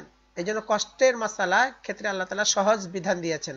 যে সকল ক্ষেত্রে মাসলা কষ্টসাধ্য, আমল করা কষ্টসাধ্য কোনো বিশেষ কারণে, ওই কারণ দূর হওয়ার আগ পর্যন্ত রুখসতের হুকুম আছে। তো সেই কি কারণে রুখসত হইতে পারে, তার মধ্যে অনেকগুলো কারণ এখানে বলা হয়েছে, মোট 7টা কারণ। এই 7টা কারণে ইবাদতের মধ্যে তাকফিফ হতে পারে, রুখসত, এবং কিছু রুখসত দেওয়া যেতে পারে, কিছু সুবিধা দেওয়া যেতে পারে, সহজ করে করা যেতে পারে। এরকম 7টা কারণের মধ্যে প্রথম কারণ বলা হয়েছিল সফর। তো সফরের কারণে দেখা যাচ্ছে যে হাজার অবস্থায়, হাজার মানে বাড়িতে থাকা অবস্থায় অনেক হুকুম তার মধ্যে লাজিম ছিল, জরুরি ছিল, যেগুলো সফরের সময় তার জন্য হালকা হয়ে যায়। এলে সফর রুখসত। আর সফর যদি, সফরকে 2 ভাগে ভাগ করা হয়েছিল, একটা হচ্ছে লম্বা সফর, একটা হচ্ছে সাধারণ সফর। মানে লম্বা সফর যেটা, অর্থাৎ 48 মাইল অথবা 77 কিলোমিটার যার পর্যন্ত যদি সফর হয়, তাহলে সেখানে শরীয়তের অনেক বড় বড় হুকুমের মধ্যে রুখসত হয়, সহজতা আসে। যেমন কসর 4 রাকাতের জায়গায় 2 রাকাত, ফরজ নামাজ পড়ার জন্য এতটুকু সুবিধা দেওয়া হয়েছে। মোজা 3 দিন 3 রাত মোসা করার অনুমতি দেওয়া হয়েছে, যেটা আসলে 1 দিন 1 রাত ছিল মুকিমের জন্য। আবার কোরবানি ওয়াজিব না হওয়ার, অর্থাৎ কোরবানির তার যে বিধান উজুবের থেকে তাকে এটা উজুবটা সাকেত করে দেওয়া হয়েছিল। আর সফর যেটা সাধারণ সফর, মানে বাড়ির থেকে বের হওয়া, নিজের বাড়ির থেকে বের হয়ে এলে বের হলো, কিন্তু 48 মাইল বা অত দূরে যাওয়া হয় নাই, শুধু বের হয়েছে সফরের নিয়তে। কত মাইল যাবে কি না যাবে এটা কোনো নির্দিষ্ট নিয়ত করে নেই, এটা হচ্ছে সাধারণ সফর। তো এই সাধারণ সফর যেটা শরঈ মানে কসরের মতো সফর না, এইসব ক্ষেত্রে কিছু কিছু সুবিধা পাওয়া যায়। সেটা হচ্ছে কি, যে জুমার নামাজ তরক করা এটা জায়েজ হয়, ঈদের নামাজ তরক করা জায়েজ হয়, বা জামাত তরক করা জায়েজ হয়, বা সওয়ারের উপর নফল নামাজ পড়া জায়েজ হয়, অথবা পানির পরিবর্তে তায়াম্মুম করা জায়েজ হয়ে যায়। অথবা দেখা যাচ্ছে স্ত্রীদের যে হক ছিল, যদি কয়েকজন স্ত্রী থাকে, প্রত্যেকের যে বাড়ি রক্ষা না করে লড়াইয়ের মাধ্যমে যে একজনকে সাথে নিল, এটা তার জন্য জায়েজ হয়ে যায়। আচ্ছা, এরপরে বলতেছিল ওয়াল কাসরু লিল মুসাফিরি ইনদানা রুখসাতু ইসকাতিন। কসর মুসাফিরের জন্য আমাদের নিকটে যে কসরের বিধান দেওয়া হয়েছে, মানে 4 রাকাত নামাজে 2 রাকাত পড়ার কথা বলা হয়েছে, এটা হচ্ছে রুখসাতু ইসকাতিন। হ্যাঁ, মানে এটা ছাঁটাই করার রুখসাত। ছাঁটাই রুখসাত যখন বললেন, অর্থাৎ 4 রাকাত নামাজ ছিল, 2 রাকাতকে ছাঁটাই করে দেওয়া হলো। তো ছাঁটাই যখন করা হলো, তো বুঝে গেল তার ব্যাপার, মানে মুসাফিরের জন্য 2 রাকাতই ফরজ, 4 রাকাত তার ফরজ না। তার জন্য হুকুম হলো 2 রাকাতই। এটাকে বলে ছাঁটাই, ইসকাত মানে ছাঁটাই করা, মানে 4 রাকাতকে ছাঁটাই করে 2 রাকাত করে দেওয়া হলো। হ্যাঁ, বিমানুল আজিমাতি, অর্থাৎ এটা আজিমতের অর্থে, আজিমত মানে এটা হলো নিশ্চিত বিধান, অর্থাৎ কোন রকমের এর মধ্যে অন্যথা করার মানে উপায় নেই, অন্যথা করার কোনো কি নেই, উপায় নেই, একে বলে আজিমত। যেখানে অন্য কিছু করার মানে সুযোগ থাকে সেটা হচ্ছে রুখসাত, অন্য রকম মানে অর্থাৎ, আর যেটাকে অন্য কিছু করার সুযোগ নেই এইটাই করতে হবে, সেটা হচ্ছে আজিমত। হ্যাঁ, আজিমত মানে হলো যে মানে সেটাই অবধারিত, মানে আজিমত মানে অবধারিত, এইটা করেই তার জন্য অবধারিত হুকুম, এটাই করতে হবে আজিমত। অর্থাৎ 2 রাকাতই পড়তে হবে, 4 রাকাত পড়া যাবে না। এটাই হলো মানে কসরের মধ্যে আমাদের নিকটে হানাফিদের নিকটে এই কসরটা হচ্ছে আজিমত, অর্থাৎ এই তার জন্য এটি অবধারিত হুকুম। এই জন্য এমন না যে তার জন্য 4 রাকাত ছিল, তার জন্য সহজ করে 2 রাকাত দিল, তবে যদি কেউ ইচ্ছে করে 4 রাকাত পরে পড়তে পারে, এরকম না। বরঞ্চ যে 4 রাকাত ছিল তার জন্য 2 রাকাত করা হয়েছে, এবং 2 রাকাতই পড়তে হবে, 4 রাকাত পড়তে পারবে না। আচ্ছা, এর দ্বারা কি ফায়দা হলো, বিমানা আন্নাল ইতমামা লাম ইয়াক্কা মাশরুআন, অর্থাৎ অথবা তার অর্থ এই হলো যে পূর্ণ করা, মানে 4 রাকাত পূর্ণ করা তার জন্য শরঈ হুকুম হিসেবে সাব্যস্ত রইল না, লাম ইয়াবকা সাব্যস্ত রইল না মাশরুআন শরঈ হুকুম হিসেবে। শরঈ হুকুম হিসেবে তার জন্য এই নামাজটা এই নামাজটা তার জন্য কি রইল না, মাশরু রইল না।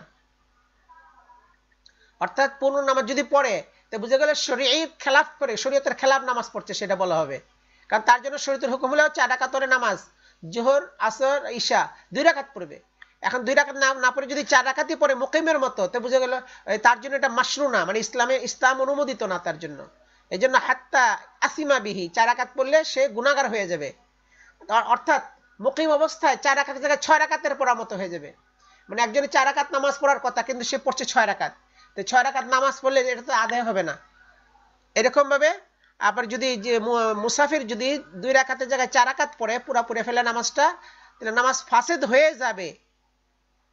কখন নামাজ ফাসেদ হবে? কখন লাউ আতাম্মা, যদি পূর্ণ 4 রাকাত পড়ে, ওয়ালাম ইয়াকউদ আলা রাসি রাকাতাইনি, 2 রাকাতের পরে যদি না বসে, 4 রাকাত পড়লো 2 রাকাত পইরা বসলো না, মানে কাদা উলা যেটা ছিল সে কাদা উলাটা 4 রাকাতের জায়গায় ওইটা করলো না, হ্যাঁ, এই সুরতে নামাজটা বাতিল হয়ে যাবে, নামাজটা হবে না। কখন? যদি সে তো মুসাফির ছিল, যদি ইকামতের নিয়ত না করে থাকে তার শেষ মুহূর্ত পর্যন্ত। শেষ মুহূর্ত কোনটা? শেষ মুহূর্ত হলো 4 রাকাত নামাজের 2 রাকাত পড়ার পরে 3য় রাকাত পড়ার আগে, এটা হলো শেষ মুহূর্ত।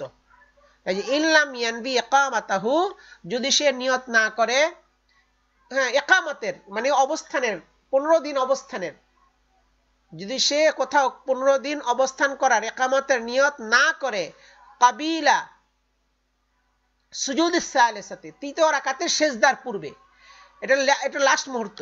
অর্থাৎ 2 রাকাত 4 রাকাত নামাজ শুরু করছিল, 2 রাকাত পড়ছে, পড়ার পরে যদি নিয়ত করে ফেলা যে আমি এখন 15 দিন থাকবো, তাইলে তখন সে পুরা নামাজ পড়বে, তারই গুঞ্জাস আছে, পুরা নামাজ পড়বে। কাজী কমপক্ষে 3য় রাকাতের সিজদা করার আগেই তার এই নিয়তটা করে ফেলতে হবে। সিজদা করার পরে তো 3য় রাকাত পুরা হয়ে যায়, যদি নিয়ত ছাড়া 3য় রাকাতের সিজদা করে ফেলায় তাইলে আর ওই মানে তখন নামাজটা সে মুসাফির হিসেবে নামাজ আদায় হবে। এই জন্য তখন যদি সে কায়দা উলা না করে থাকে, 2 রাকাত পরে যদি বসে না থাকে, তাহলে নামাজটা হবে না। তো বোঝা গেল যে মুসাফির ব্যক্তি যদি 4 রাকাত নামাজ পড়া ফেলায় কিন্তু 2 রাকাতের পরে সে বসছে, 2 রাকাত পরে বসছে, তার জন্য তো হুকুম হলো কি 4 রাকাত নামাজের মধ্যে তার জন্য মশহুর হলো 2 রাকাত। 2 রাকাতের পরে যে বৈঠকটা, যদিও 4 রাকাতের হিসেবে 2 রাকাতের পরে বৈঠকটা হচ্ছে প্রথম বৈঠক, কিন্তু মুসাফিরের জন্য এটা শেষ বৈঠক। যদিও 4 রাকাত নামাজের পরে ক্ষেত্রে 2 রাকাত নামাজের পরে বসাটা হচ্ছে ওয়াজিব, কিন্তু মুসাফিরের ক্ষেত্রে এটা হচ্ছে ফরজ, কারণ এটা শেষ বৈঠক, শেষ বৈঠক হচ্ছে ফরজ। এই জন্য যদি শেষ বৈঠক না হয়, দেখা গেল যে 4 রাকাতের পরে 2 রাকাতের পরে বসলো না, তাহলে বুঝে গেল ফরজ তরক হয়ে গেল। এই ফরজ তরক হইলে এই জন্য তার নামাজই হবে না। কাজী তার নামাজ, যেখানে নামাজ হওয়ার মতো কোনো সুরত নাই, নামাজ বাতিল। যদি 4 রাকাতের পরে 2 রাকাত এরপরে যদি না বসে, কারণ এর আখেরি বৈঠক হচ্ছে ফরজ তার জন্য। কাজে এখন যদি সে দাঁড়ায় আবার সহজ দেয়, তবেই নামাজটা আর হওয়ার মতো কোনো পথ নেই। তবে যদি বৈঠকটা কইরা ফেলায়, তখন হুকুম হলো এটা যে বৈঠকটা করছে তে বুঝে গেল তার ফরজ আদায় হয়ে গেছে। এখন কথা হলো যে বৈঠক করার পরে যে আরো 2 রাকাত পড়লো, এই বাকি 2 রাকাতটা পড়ার কারণে এই বৈঠক তো ফরজ আদায় হইলো, কিন্তু তাশাহুদ তার জন্য পড়ার যে মানে অর্থাৎ তার জন্য এখানে এই সালাম ফিরানো এই হুকুম ছিল, নামাজ থেকে এই সালাম ফেরানোর হুকুম তার জন্য ছিল, সালাম বলে নামাজ শেষ করা। এখন এটা তাখির হয়ে গেছে, তার এই বাকি 2 রাকাত পড়ার কারণে তার সালাম ফিরাতে তাখির হয়ে গেছে। এই সালাম ফিরানো হচ্ছে ওয়াজিব, তো ওয়াজিব আদায়ের ক্ষেত্রে মানে 2 রাকাত মানে সালাম ফিরানো যে তার জন্য ওয়াজিব ছিল, এই ওয়াজিবের আদায়ে তার নামাজের মধ্যে কি হয়ে গেছে, তাখির হয়ে গেছে ওয়াজিব আদায়ে। এই তাখির হওয়ার কারণে সহজতা আদায় করতে হবে। তো যদি সে বৈঠক করে তখন তার লাজিম হলো সহজতা করা। বৈঠক করার পরে যদি সহজতা না করে, তখন তার নামাজের মধ্যে মানে ওয়াজিব তরক থেকে যাবে। এই জন্য ওয়াক্তের মধ্যে এই নামাজটা আদায় মানে আদা করা ওয়াজিব হবে। যদি আদা না করে ফরজ সাকেত হয়ে যাবে, কিন্তু তার জিম্মায় ওয়াজিবটা থেকে যাবে। তো বোঝা গেল যে 2 রাকাত পরে বসলো তখন সজদা করতে হবে, আর 2 রাকাত পরে যদি না বসে তা নামাজই হবে না, তখন এই নামাজটা নতুন করে পুনরায় পড়তে হবে। আবার যদি 2 রাকাত পরে বসলো সজদা করলো না, তখন নামাজটা আবার পড়তে হবে ওয়াজিব তরকের কারণে। আচ্ছা, তাহলে এই পর্যন্ত গেল এটা সফরের ব্যাপার। তাহলে রুখসতের মধ্যে এখানে অর্থাৎ যে সকল কারণে রুখসত শরীয়ত রুখসত দিয়েছে সহজতার জন্য, তার মধ্যে একটা হচ্ছে সফর। আর দ্বিতীয় কারণ যার কারণে মানুষ রুখসত পাচ্ছে তা হচ্ছে মারাজ, অসুস্থতা। ওয়াসানি আল মারাজু, দ্বিতীয় হচ্ছে অসুস্থতা। অসুস্থতার কারণেও মনে করেন এখানে সহজতা হুকুম আসে। অসুস্থতার কারণে যে সুস্থ অবস্থায় অনেক হুকুম তার উপরে লাজেম থাকে, জরুরি থাকে, অসুস্থতার কারণে সেই হুকুমের মধ্যে কিছু সহলত আসে, তাকে সুযোগ দেওয়া হয়, মানে অর্থাৎ বিকল্প কিছু করার তার সুযোগ দেওয়া হয়, হ্যাঁ, সেখানে অপশন থাকে। আচ্ছা, তার অসুস্থতা কাকে বলে? অসুস্থতা বলে মানে শরীরে এমন অবস্থাকে যার কারণে স্বাভাবিক অবস্থায় মানুষের যে চলাফেরা হতো, উঠা বসা হতো, সেই কাজে বিঘ্নতা হয়, মানে স্বাভাবিকভাবে উঠতে বসতে চলতে ফিরতে পারে না। এই এরকম শরীরের অবস্থাকে বলা হয় অসুস্থতা, মারাজ। অসুস্থতার বিভিন্ন আইটেম আছে। জ্বর হইলে এটা অসুস্থতা হয়, মাথা ব্যথা একটা এক ধরনের অসুস্থতা, হাত পা ভেঙে যাওয়া অসুস্থতা, এরকম ভাবে কোমরে ব্যথা একটা অসুস্থতা, এরকম ভাবে এরকম অসুস্থতার অনেক রকমের আছে, অনেক রকমের তার ধরন আছে, আর সেই ধরন অনুযায়ী তার হুকুমও বিভিন্ন রকমের হয়ে থাকে। এই জন্য বলছি রুখাসুহু কাসীরাতুন, অসুস্থতার রুখসত অনেক বেশি, অসুস্থতার কারণে যে রুখসত দেওয়া হয়েছে সেটা বেশি। অর্থাৎ অসুস্থতার ধরন অনুযায়ী রুখসত বিভিন্ন পর্যায়ে হয়ে থাকে। যেমন আত-তায়াম্মুমু ইনদাল খাউফি আলা নাফসিহি, যদি কেউ নিজের নফসের উপরে ভয় করে, অর্থাৎ এখন দেখা গেছিল গোসল ফরজ হয়েছে কিন্তু তার এমন অসুস্থতা, যদি গোসল করতে যায় সে মারা যাবে, ঠান্ডায় সে মারা যাবে, আবার গরম পানিরও কোনো ব্যবস্থা নেই যে গরম পানি দিয়ে সে গোসল করবে, হ্যাঁ, এই অবস্থায় সে তায়াম্মুম করতে পারবে, এটা তার জন্য একটা রুখসত। আও আলা উজবিহি, অথবা সে জানে মরবে না কিন্তু তার কোনো ওজবত হয়তো অবশ হয়ে যাবে, এখন ঠান্ডা পানি যদি ব্যবহার করে তার কোনো একটা অঙ্গ, যেমন অজু করতে হবে তার, কিন্তু অজু করতে গিয়ে মুখ ধুলে হাত ধুলে তার এই জায়গাগুলো অবশ হয়ে যাবে, মানে এমন ঠান্ডা পানি, খুব প্রচন্ড ঠান্ডার স্থান, এবং সে অসুস্থ, ভীষণ অসুস্থ, যে তার কোনো অঙ্গ অঙ্গ অবশ হয়ে যাবে, এই ক্ষেত্রে এটা এই ভয় হচ্ছে, আশঙ্কা হচ্ছে, এটা মানে খুব মানে অনেক মানে অভিজ্ঞ ডাক্তারের মাধ্যমে এটা মানে তার সাব্যস্ত হয়েছে জিনিসটা। আও মিন জিয়াদাতুল মারাজ, অথবা পানি ব্যবহার করলে তার যে রোগটা হয়েছে রোগটা বেড়ে যাবে, মানে তখন সে কি করলো, পানি ওর মধ্যে ওযু না করে বা গোসল না করে তায়াম্মুম করলো। আও বাত, হ্যাঁ, আও বাত ইহি, অথবা অসুস্থতার দীর্ঘায়িত হওয়া, বাত ওহন, বাত ওহন মানে কি দেরি হওয়া, সুস্থতার দেরি হওয়া, মানে অসুস্থতা লম্বা হওয়া। তো অসুস্থতা যদি লম্বা হওয়ার ভয় হয়, অর্থাৎ যদি সে অজু করে বা তায়াম্মুম করতে যায়, অসুখটাও মনে করেন বাড়বে না, তবে আরোগ্য হতে দেরি হবে, বাত ইহি, বাত মানে ধীরে, তার অসুস্থতার মানে সুস্থতা ধীরে হবে, সুস্থতার ক্ষেত্রে মানে ধীর গতিতে দেরি হবে সুস্থতা হতে। অর্থাৎ দেখা গেল যে হাতের মধ্যে জখমি, এখন যদি ব্যান্ডেজ খুলে উজু করতে যায় তাহলে এখন এখানে মানে ভালো সুস্থ হতে দেরি হবে তার, এখন কি করবে, ব্যান্ডেজের উপর মাসা করবে, এইরকম একটা। অথবা দেখা গেলো যে পুরা অজু অঙ্গটাই অবস্থা, তখন তায়াম্মুম করলো, তো এইসব ক্ষেত্রে তার তায়াম্মুম করার জন্য হুকুম দেওয়া হয়েছে তার ক্ষেত্রে। এরকম ভাবে আরো রুখসাত, ওয়াল কুউদু ফি সালাতিল ফারজি, ফরজ নামাজের ক্ষেত্রে বসার অনুমতি, অর্থাৎ ফরজ নামাজের মধ্যে দাঁড়িয়ে পড়া ফরজ, শরীয়তের একটা হুকুম, ফরজ নামাজ দাঁড়িয়ে পড়া ফরজ, কিন্তু এমন অসুস্থতা যে দাঁড়াতে পারছে না, তার জন্য আল কুউদ, বসে নামাজ পড়বে, এটা শরীয়তের রুখসাত। আচ্ছা, আরেকটা রুখসাত হচ্ছে ওয়াল ইস্তিজাউ ফিহা, কেউ আছে দাঁড়িয়ে বসেও পড়তে পারতেছে না, তখন কি করে ফরজ নামাজে শুয়েও পড়তে পারবে, এটা আরেকটা তার পরের ধাপের রুখসাত। ওয়াল ইমাউ, অথবা ইশারা করে, দেখা যাচ্ছে শুয়েও, হ্যাঁ, নিয়মিত রুকু মানে অর্থাৎ ওই শুয়ে নামাজের মধ্যে রুকু সেজদা করতে পারতেছে না ঠিক মতো, তাহলে ইশারা করবে, ইশারা করবে। অথবা বসে নামাজ পড়তে পারতেছে কিন্তু রুকু সেজদা করতে পারছে না, তখন বৈশা বৈশা ইশারা করবে। তো এই ধরনের যে এটা একটা রুখসাত। তাখাল্লুফু আনিল জামাআতি, আর জামাত থেকে বিরত থাকা, তাখাল্লুফ, তাখাল্লুফ হচ্ছে কি পিছনে থাকা, আনিল জামাতে, জামাত থেকে, অর্থাৎ জামাতে শরিক না হওয়া, জামাত থেকে পিছনে থাকা, মা হুসুলিল ফজিলাতে, ফজিলত লাভের সাথে, অর্থাৎ জামাতের ফজিলত লাভ হবে কিন্তু জামাতে অংশগ্রহণ করবে না অসুস্থতার কারণে, মানে এমন অসুস্থতা যে বের হতে পারছে না, মসজিদে যাবে সেই রকম শারীরিক অবস্থা নেই তার, তখন কি করবে, জামাত না পড়ে ঘরেই নামাজ পড়বে, আবার মসজিদে যাওয়ার সওয়াব সে লাভ করবে এই অসুস্থতার কারণে। এই রুখসত তাকে দেওয়া হয়েছে। এরকম ওয়াল ফিতরু ফি রমজানা লিশাইখিল ফানি, রমজানের মধ্যে ইফতার করা মানে রোজা না রাখা শাইখা ফানির জন্য এটা একটা রুখসত। মা উজুবিল ফিদিয়াতে আলাইহি, তার উপর ফিদিয়া ওয়াজিব হওয়ার সাথে, অর্থাৎ যে শাইখা ফানি খুব অতিশয় বৃদ্ধ, এবং সে রোজা রাখতে অক্ষম, পারতেছে না, আবার সে পরবর্তী রোজা রাখবে সে ক্ষমতা নাই, কারণ সে তো শাইখা ফানি হয়ে গেছে, একবারে খুবই মানে অত্যন্ত বৃদ্ধ, অশীতিপর বৃদ্ধ। এক্ষেত্রে তার জন্য হুকুম হলো প্রত্যেক রোজার পরিবর্তে ফিদিয়া আদায় করবে। আপনি একজন মিসকিনকে 2 বেলা খানা খাওয়াবে, অথবা 2 জনের পোশাক দিবে, অথবা তাহারি রকাবা গোলাম আজাদ করবে। তো প্রত্যেক গোলাম মানে প্রত্যেক রোজার জন্য এই হুকুম ফিদিয়া দেওয়া, এক এক রোজার জন্য 2 বেলা করে পেট ভরে খাওয়াবে, অথবা সদকার পরিমাণ সেটা দিয়ে দিলেও হবে ফিদিয়া। এই প্রত্যেক রোজার পরিবর্তে শাইখা ফানির জন্য হুকুমটা রুখসত।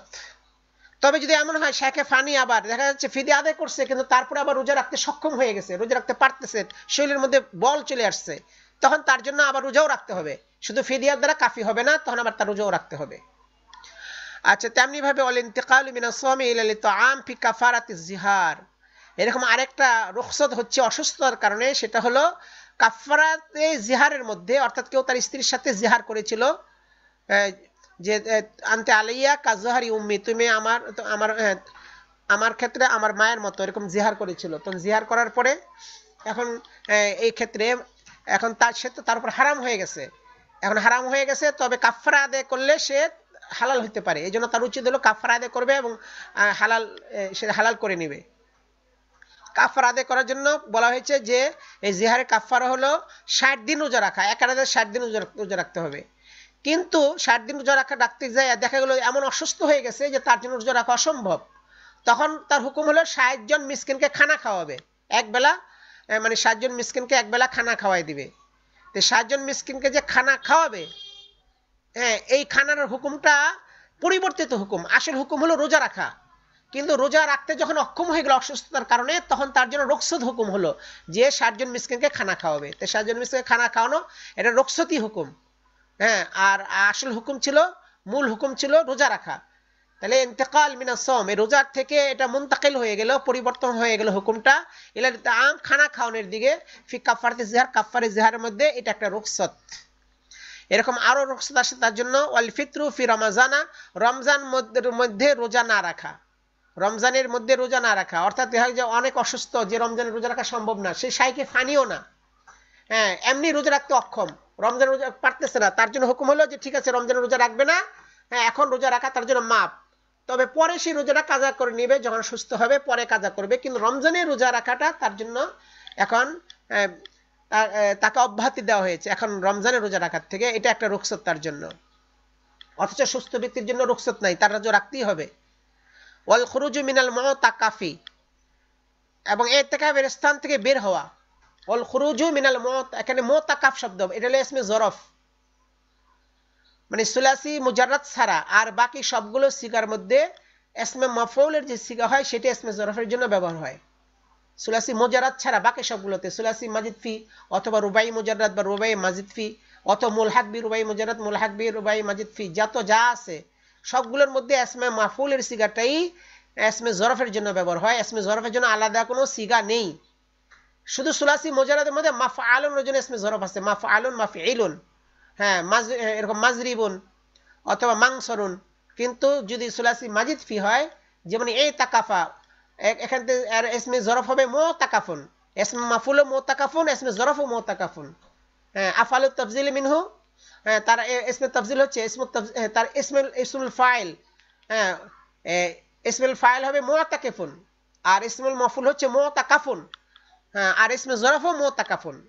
এখানে মুতাকাফ এটা ইসমে জরফ, অর্থাৎ ইতিকাফের স্থান।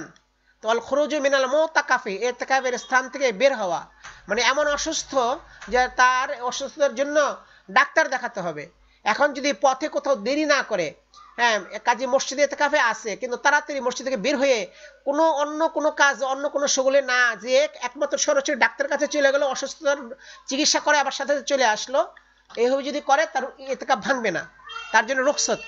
যে মোতাকাফ স্থান থেকে বের হওয়া এবং তার ওষুধ নিয়ে আসা, অথবা দোকান থেকে ওষুধ নিয়ে আসলো, ডাক্তার দেখাইলো না কিন্তু ওষুধ নিয়ে আসলো, অন্য কোনো মানুষই নেই যে তার মাধ্যমে ওষুধ আনাবে, সেই ক্ষেত্রে এখন যদি সে নিজে যায় ওষুধ নিয়ে আসে, অথবা গেল নিজে বাসার থেকে খাবার নিয়ে আসলো, অন্য কেউ নাই খাবার আনার মতো, তো মোতাকাফ স্থান থেকে ইতিকাফ স্থান তার জন্য বের হওয়া জায়েজ হয়ে যায়, রুখসত তার জন্য, এটা একটা রুখসত যে বাসার থেকে খাবার নিয়ে আসলো সে, অথবা মসজিদের আশেপাশে ইস্তিঞ্জাখানা নাই, সে দূরে যে ইস্তিঞ্জা করে আসলো, হ্যাঁ এরকম ভাবে এটা তার জন্য রুখসত। ওয়াল ইস্তিনাবাতু ফিল হাজ্জি, এবং হজের মধ্যে নায়েব বানানো, হজের মধ্যে নায়েব বানানো মানে কি বদলি হজ করানো, হ্যাঁ অসুস্থতার এমন অসুস্থ যে তার দ্বারা হজ করা সম্ভব না, তখন অন্য মানুষের মাধ্যমে তা বদলি হজ আদায় করা তার জন্য জায়েজ হবে, এটা একটা তার জন্য কি রুখসত, সফরে তার এই অসুস্থতার কারণে রুখসতটা তার হলো। ইস্তিনাবাতু ফিল হাজ্জি, হজের মধ্যে নায়েব বানানো মানে বদলি হজ করানো কারো দিয়ে, তবে বদলি হজ করানোর পর যদি সে সুস্থ হয়ে যায়, অর্থাৎ সে হজ করার মতো পরবর্তীতে তার শরীরে শক্তি হয়, তখন তার জন্য হজ ফরজ নিজেই করা ফরজ হবে, ওই বদলি হজ দ্বারা কাজ হবে না, আবার নতুন করে তার নিজে হজ করতে হবে। আচ্ছা, ওয়াফি রমিল জিমার, এবং হজের মধ্যে রমি জিমার মানে কঙ্কর নিক্ষেপ করার ক্ষেত্রেও ইস্তেনাবাত মানে নায়েব বানানো এটা জায়েজ হবে, ওজোরের কারণে, অসুস্থতার কারণে, এমন অসুস্থ মানে হজের মধ্যে গেছে, হজের রোকন আদায় করছে, উকুফে আরাফা সবই করছে, হ্যাঁ উকুফে মুজদালিফা করে আসছে, কিন্তু এখন রমি জেমার করতে হবে, জেমারকে সেই স্তম্ভকে পাথর নিক্ষেপ করতে হবে, কিন্তু তার উঠার মতো শক্তি নেই, শৈলে খুবই অসুস্থ, তখন অন্য কাউকে পাঠাইয়া রমি জেমার মানে তার পক্ষ থেকে রমি জেমার করে আসবে, তার পক্ষ থেকে খলিফা হয়ে প্রতিনিধি হয়ে বা তার পক্ষ থেকে নায়েব হয়ে রমি জেমার করে আসবে, এটা জায়েজ আছে। তাইলে রমি জেমারের ক্ষেত্রে নায়েব বানানো জায়েজ অসুস্থতার কারণে, এটা তার জন্য রুখসত। এরকম ওয়া ইবাহাতু মাহজুরাতিল ইহরাম মাল ফিদিয়াতি, এরকম ইহরামের মাহজুর কাজসমূহ মানে ইহরাম অবস্থা যে কাজগুলো নিষিদ্ধ, ইহরাম অবস্থায় যে কাজগুলো নিষিদ্ধ এই কাজগুলো করাও তার জন্য মুবাহ হয়ে যায়, মানে হালাল হয়ে যায়, করতে পারে। হ্যাঁ, একজন গায়রে মাহরাম, গায়রে আপনি মুহরিম মানে যে মুহরিম না হালাল মানুষ, সে যেরকম যা কিছু করে তার মতো কাজ মুহরিমও করতে পারবে অসুস্থতার কারণে, যদি এমন অসুস্থ হয় যে বাধ্য সেটা করার জন্য, তখন সেটা করতে পারবে, তবে মাল ফিদিয়া আদায়ের সাথে, মানে ফিদিয়া আদায় করে দিতে হবে, ওই কাজ করলে যে ফিদিয়া আসে সেটা ফিদিয়া আদায় করবে, কিন্তু তার জন্য সেই কাজটা করা তখন হালাল হয়ে যায়।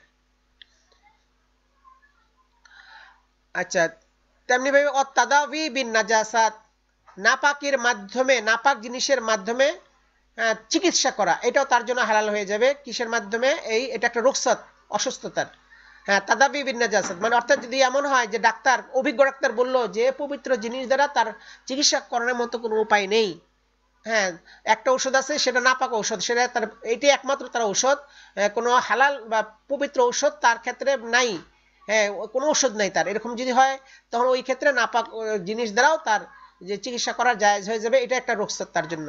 অবিল খামরি, এবং শরাব দ্বারাও তার চিকিৎসা করানো যেতে পারে, যদি শুধু এইটাই তার আরোগ্যের একমাত্র উপায় হয়, যে বলছে যে অন্য কিছু দ্বারা হবে না, তার এর মাধ্যমে শরাবের মাধ্যমেই একমাত্র তার চিকিৎসা, এটা এখন এই শরাব পান করার মাধ্যমে সে চিকিৎসা করতে পারবে কিনা, আলা আহাদিল কাউলাইন, দুই কৌল, এর মধ্যে ইখতিলাফ আছে, কেউ বলছেন পারবে, কেউ বলছেন পারবে না, তো যারা বলছেন পারবে তাদের কোন অনুযায়ী এটা একটা রুখসত, কিন্তু অখতার কাজী খান আদামাহু, আল্লামা কাজী খান রহমতুল্লাহ তিনি আদামে রুখসতের ইখতিয়ার করেছেন, অর্থাৎ তার ক্ষেত্রে কোনো রুখসত হবে না, সেটা মানে তাদাবি না করার ইখতিয়ার করেছেন, যে অর্থাৎ শরাব দিয়ে তার চিকিৎসা করানো ঠিক হবে না, শরাব পান করা যাবে না, কাজে এর থেকে বাঁচতে হবে।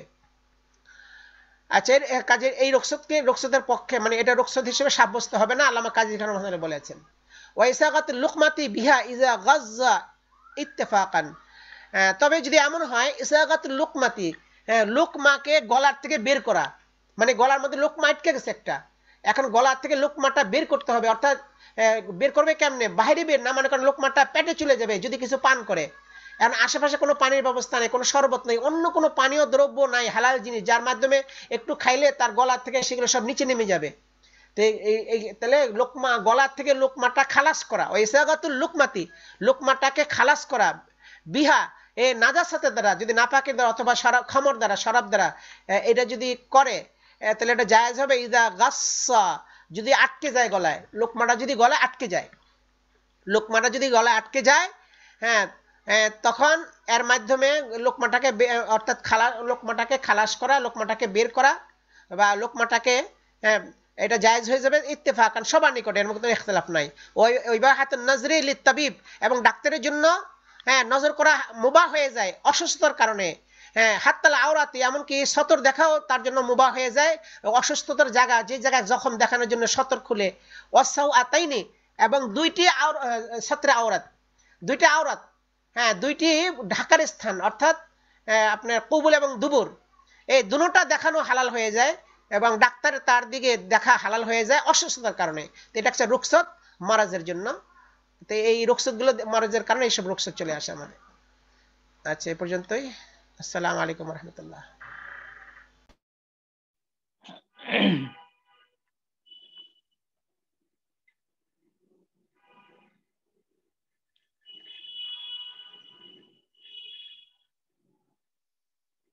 আসসালামু আলাইকুম ওয়া রাহমাতুল্লাহি ওয়া বারাকাতুহু।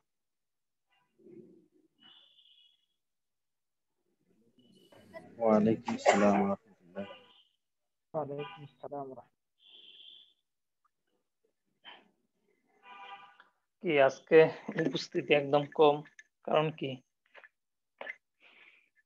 আস্তে আস্তে উপস্থিতি কমে যাচ্ছে,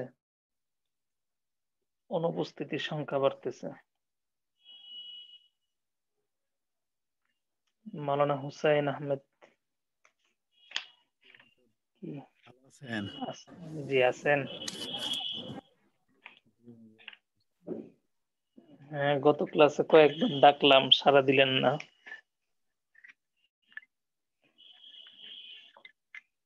কি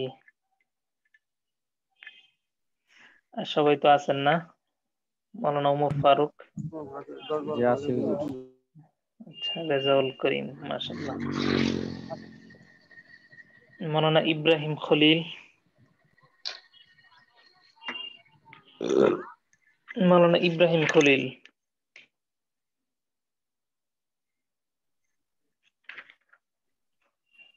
মাওলানা মিজানুর রহমান হাটাজারি। জি ওস্তাদ, জি আছে। জি, পাগড়ি নিতে গেছিলেন নাকি হাটাজারিতে?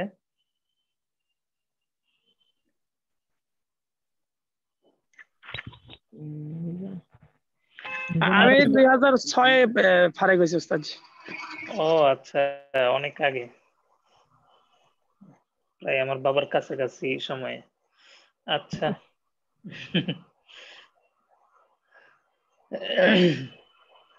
আমাদের আজকে শুরু হবে, গত ক্লাসে আলোচনা করতেছিলাম, মাওলানা ওমর ফারুক ক্লাসে ছিলেন, যে আমরা গত ক্লাসে মাফহুমে মুখালেফের যে 5 প্রকার, সেই 5 প্রকার সম্পর্কে আলোচনা শেষ হয়েছে। 5 প্রকার কি কি ছিল? রেজাউল করিম 5টা প্রকার একটু শুধু বলবেন,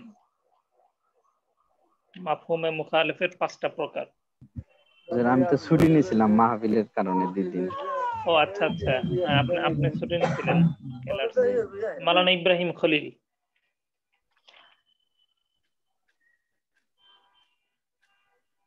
পাঁচটা প্রকার। জি, 5টা প্রকার কি কি ছিল মাফহুমে মুখালেফের? তো এদিন ছিলাম না স্যার, ছিলেন না? এগুলো তো প্রকারগুলো অন্তত মুখস্থ করে নেওয়া দরকার ছিল। কে বলতে পারবে? আব্দুল সত্তার, মাওলানা আব্দুল সত্তার। একটা ছিল আমাদের প্রথমত যে মাফহুম 2 প্রকার, মাফহুমে মুআফিক, মাফহুমে মুখালিফ। মাফহুমে মুখালিফের প্রকার হলো 5টা। তো 5 প্রকার উদাহরণ সহ ওই দিন সবক হয়েছে। তো ক্লাসে ছিলেন মাওলানা ওমর ফারুক, আব্দুল সত্তার, মাওলানা মিজানুর রহমান, ওনারা ক্লাসে ছিলেন। তো মাওলানা ওমর ফারুক একটু শোনাই দেন। জি, মাফহুমে মুখালিফ, এটা সবাই খেয়াল করে শুনেন, তাহলে ইনশাআল্লাহ পিছনে পড়াটা সবার ধরা হয়ে যাবে। হ্যাঁ, মাফহুমে মুখালিফের প্রকার 5টি গিয়েছিল আমাদের পড়ার মধ্যে। তো সে 5টি নাম বলতে প্রথমে মাফহুমুস সিফাত, মাফহুমুশ শারত, কোন মাফহুম। কোন কোন পড়াতে? জি, কোন কোন সবকে গেছে? মাফহুমের আলোচনার মধ্যে যে হলো এই মাফহুম প্রথমত দুই প্রকার গেছে, একটা হ্যাঁ হলো হ্যাঁ, মানে মাফহুমে এটা কি মুওয়াফাক, একটা অন্য মাফহুমে কিতাবে আলোচনা মুখালিফ। গেছে নাকি আমার ক্লাসের কথাই বলতেছেন? এই ক্লাসে। আচ্ছা আচ্ছা, ক্লাসের হ্যাঁ কথাই বলেন। বলতেছি। জি জি। ও আমি ভাবছি মানে আগের ক্লাসে আলোচনা হয়েছে, তাহলে আর দরকার ছিল না। হ্যাঁ আচ্ছা বলেন। না, এই ক্লাসে মাফহুমে মুখালিফের 5টি প্রকার গিয়েছে, যে তার মধ্যে 1 নম্বর হলো মাফহুমুস সিফাত, 2 নম্বর মাফহুমুস শর্ত, 3 নম্বর মাফহুমুল গায়াত, 4 নম্বর মাফহুমুল আদাত, 5 নম্বর মাফহুমুল লাকাব। মাফহুমুস হুম সিফাত হলো যে যে কোনো একটা সিফাতের কারণে তার বিপরীত হুকুমটা, সেটা হলো হ্যাঁ বিপরীত হুকুম যেটা হবে জি, এটা সেটা সাব্যস্ত হবে। কোনো একটা যেমন হুকুম মাফহুমুস কোন একটি সিফাতকে কেন্দ্র করে লাগানো হবে, বুঝা আসছে?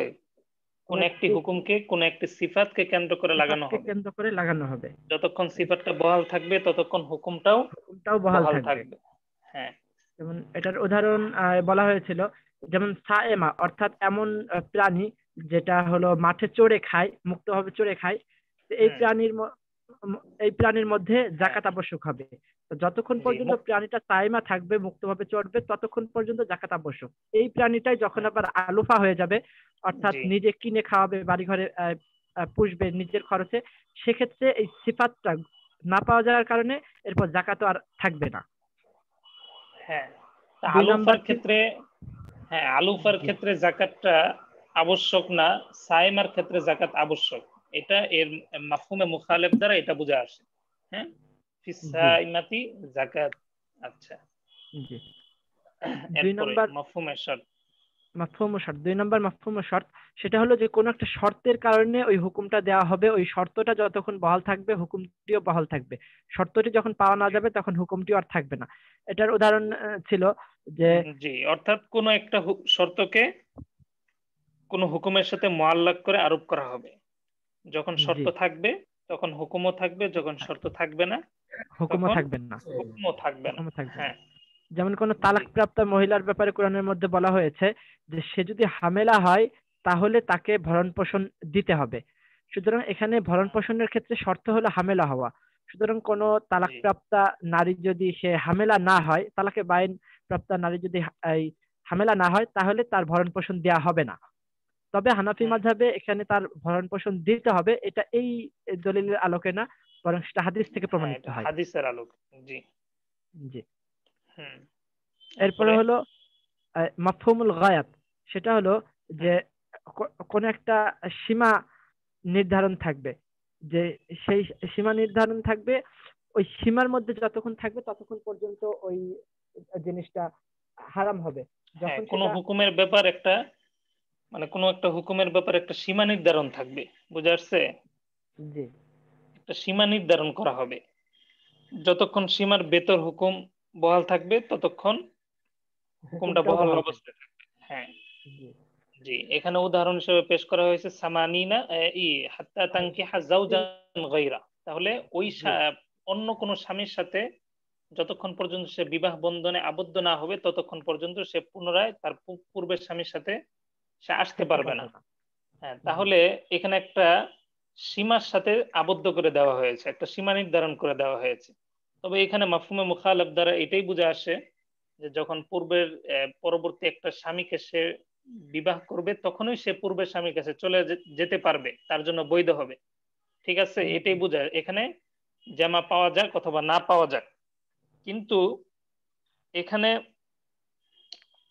আমরা তো মাফহুমে মুখালেফটাই শরীয়তের মধ্যে কি করি না, এটাকে মুতাবার হিসাবে সারের আহ, কওল হিসেবে জি ধর্তব্য করি না। হ্যাঁ ধর্তব্য মনে করি না। এজন্য আমরা এটা জামা, এটা আমাদের নিকট হলো জামা, এটা পাওয়া যেতে হবে। ঠিক আছে, অন্য জি স্বামীর সাথে বিবাহ যখন করবে তখন জামাটাও আবশ্যক। এটা আমরা হাদিস দ্বারা প্রমাণিত করি, আব্দুর রহমান ইবনে আউফ থেকে বর্ণিত যে হাদিসটা বলছিলাম। আচ্ছা, জি। এরপরে 4 নম্বর হলো মাফহুমুল আদাদ, অর্থাৎ কোন একটা হুকুমের ক্ষেত্রে কোন একটা সংখ্যা নির্ধারণ করা হবে। তো হ্যাঁ এক্ষেত্রে ওই সংখ্যা থেকে কোনো প্রকার বাড়ানো কমানো এটা যাবে না। হুম যেমন জি উদাহরণের মধ্যে বলা হয়েছে যে কোনো মহিলা সম্পর্কে যদি কেউ কোনো পুরুষ কেউ কোনো মানুষ সে অপবাদ দেয়, যে হুম, ব্যভিচারের অপবাদ দেয়, সেক্ষেত্রে তাকে 80টি বেত্রাঘাত করা হবে। জি। তো এই 80টি বেত্রাঘাত করা হবে এখানে। এটা কি এর অবিবাহিত যুবক যুবতীর ক্ষেত্রে না বিবাহিত? এই যে বিধানটা সামানিনা জালদা। অবিবাহিত। হ্যাঁ, জি। পরে তো এক্ষেত্রে 80টি বেত্রাঘাত করা হবে। তো এখানে এই হুকুমটা দেওয়া হয়েছে একটা সংখ্যা নির্ধারণ করে। সুতরাং জি, তার এখানে যে 80 থেকে বেশি বা কম এটা করা যাবে না। জি, হ্যাঁ।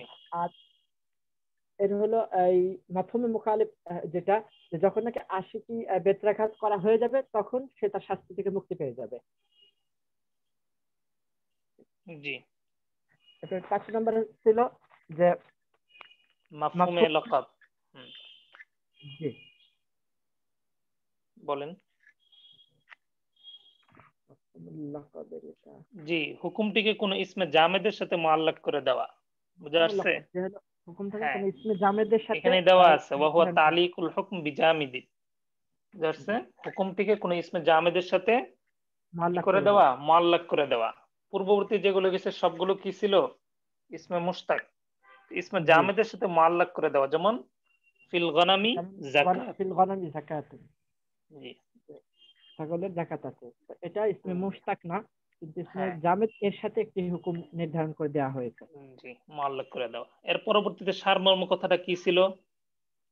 যে দুই প্রকার গেল, জি, সবাই তো আশা করি বুঝে নিয়েছেন না, যারা গত ক্লাসে ছিলেন না? আচ্ছা, এই হলো 5 আর প্রকার, বুঝে আসছে? জি, মুখস্থ করবেন। জি।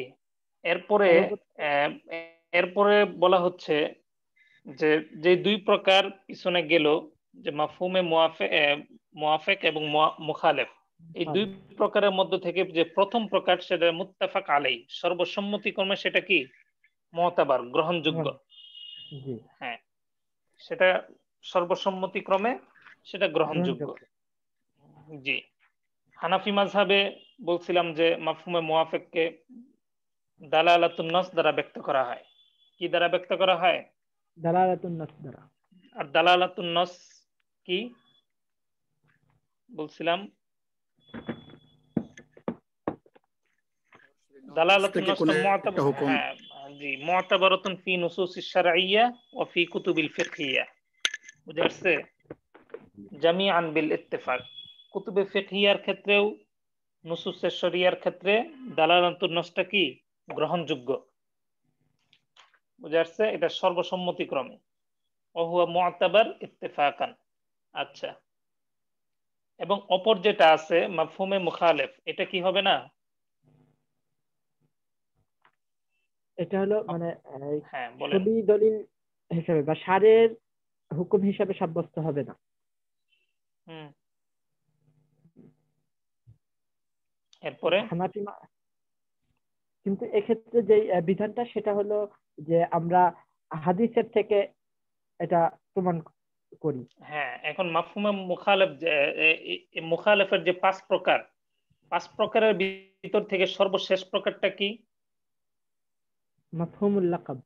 হ্যাঁ, মাফহুমের লাকাব ছাড়া বাকি অন্যান্য যে সমস্ত প্রকার আছে সেগুলো মুতাবার কার নিকট? ফাইন্দা শাফিঈয়্যা মুতাবারুন জি, সিওয়াল আখির। বুঝা আসছে? সেক্ষেত্রে হ্যাঁ, জি, শেষেরটা ছাড়া অর্থাৎ মাফহুমের লকাব ছাড়া বাকি যে সমস্ত প্রকার আছে সবগুলোই গ্রহণযোগ্য কাদের নিকট? শাফি শাফিঈয়াদের মাযহাব। নিকট।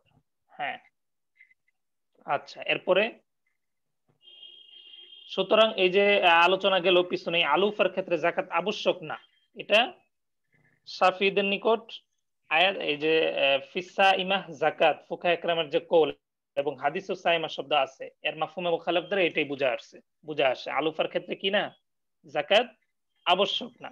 এমনি ভাবে গায়রে হামেলা যারা আছে, এখানে তো হামেলা ওনার আপনার তালাকে বায়না তালাক প্রাপ্ত নারী যারা আছে তাদের ক্ষেত্রে ভরণ পোষণ দিতে হবে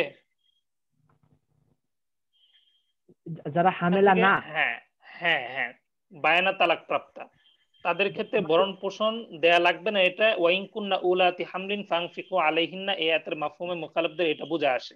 তবে জি, হানাফি জি আমরা মাযহাবের তো হাদিস দ্বারা প্রমাণিত করি। হ্যাঁ, জি এরপরে আপনার হাত্তা তানকি হাজাওজান গয়র। আচ্ছা, এই তো গেল যে যেগুলো বললেন। এখন মূল কথা এটাই যে মাফহুমে মুখালেফ এটা কালামে সারে এর মধ্যে কিনা গ্রহণযোগ্য না। বুঝা যাচ্ছে এটা কোথায় গ্রহণযোগ্য? এটা আজকের সবকে এটা পড়া হবে যে কালামুন নাস, আকলিয়াত, মুআমালাত এই সমস্ত ক্ষেত্রে এটা কি গ্রহণযোগ্য মাফহুমে মুখালেফ। কালামে সারে এর মধ্যে কিনা গ্রহণযোগ্য না। এ সম্পর্কে এখানে আল্লামা ইবনে আবিদিন শামী রাহিমাহুল্লাহ বিভিন্ন উক্তি পেশ করেছেন এবং তিনি দলিলাদিল্লা এখানে এনেছেন। ইনশাল্লাহ আমরা পড়বো। হুজুর আমাকে মেসেজ দিয়েছেন আপনাদের ওই যে মুফতি উবাইদুর রহমান হাম্মাদ সাহেব, যে উনি হয়তো এখন অল্প সময় ক্লাস করাতে চাচ্ছেন। আপনারা আছেন তো? জি, আচ্ছা ঠিক আছে। জি, তাহলে হুজুর এখন ক্লাস করাকে 10 মিনিট সময় চাচ্ছে।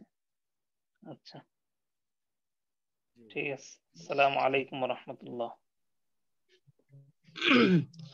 আসসালামু আলাইকুম ওয়া রাহমাতুল্লাহ। ওয়ালাইকুম আসসালাম। ওয়ালাইকুম আসসালাম।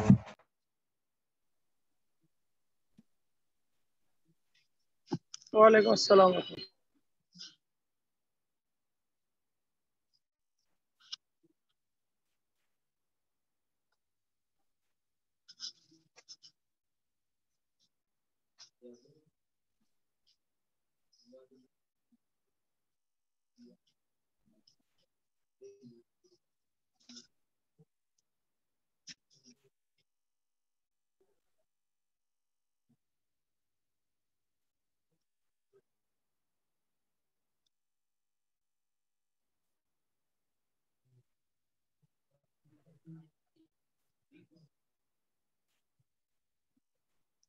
বিসমিল্লাহির রহমানির রহিম। জি পড়েন একজন।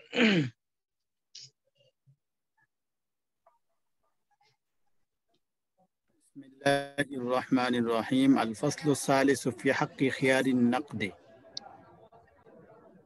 مادة 313 إذا تبايع على أن يؤدي المشتري الثمن في وقت كذا وإن لم يؤده فلا بيع بينهما صح البيع وهذا يقال له خيار النقد।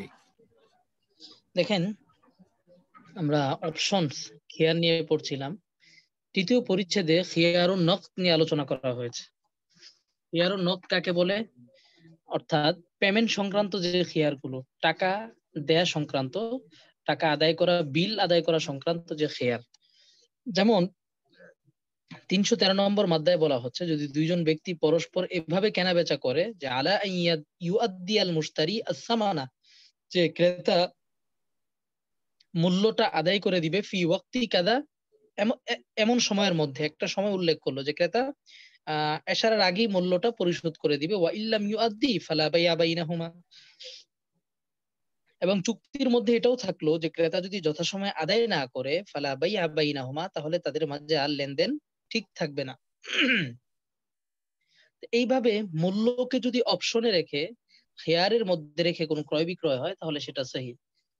আবার বলছি সুরতটা, অর্থাৎ দুইজন ব্যক্তি পরস্পর লেনদেন করছে, লেনদেনের মধ্যে যিনি ক্রেতা তিনি বললেন যে আমরা পরস্পর এভাবে এই শর্তে লেনদেন করছি যে আমি টাকাটা এশার আগেই পরিশোধ করে দিব, যদি এশার আগে পরিশোধ না করি তাহলে আমাদের এই কেনা বেচা এটা রহিত হয়ে যাবে।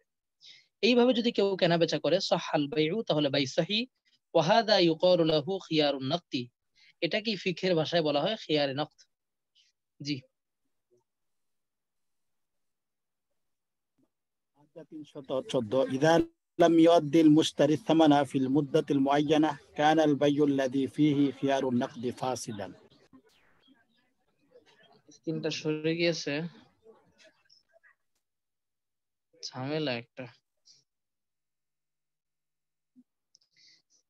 কিতাব কি সংগ্রহ করছেন কয়েকজন? আচ্ছা।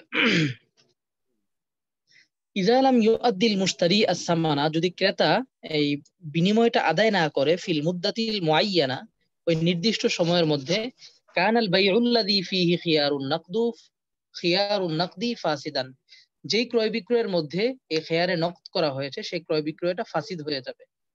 জি পড়েন।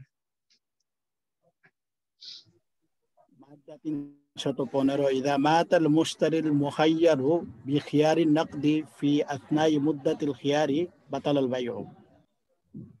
দেখেন, খিয়ারে নকদের ক্ষেত্রে কোন ওয়ারাসাত এটা সাব্যস্ত হয় না, অর্থাৎ ক্রেতা যিনি খিয়ারে নকদের ভিত্তিতে কোনো পণ্য কিনেছিলেন যে তিনি নির্দিষ্ট সময়ের মধ্যে বিলটা পে করে দিবেন, এই ক্রেতা যদি তিনি মৃত্যুবরণ করেন ফি আসনাই মুদ্দাতিল খিয়ার, খিয়ারের সময়ের মধ্যেই বাতালাল বাইউ, তখন বাইটা বাতিল হয়ে যাবে।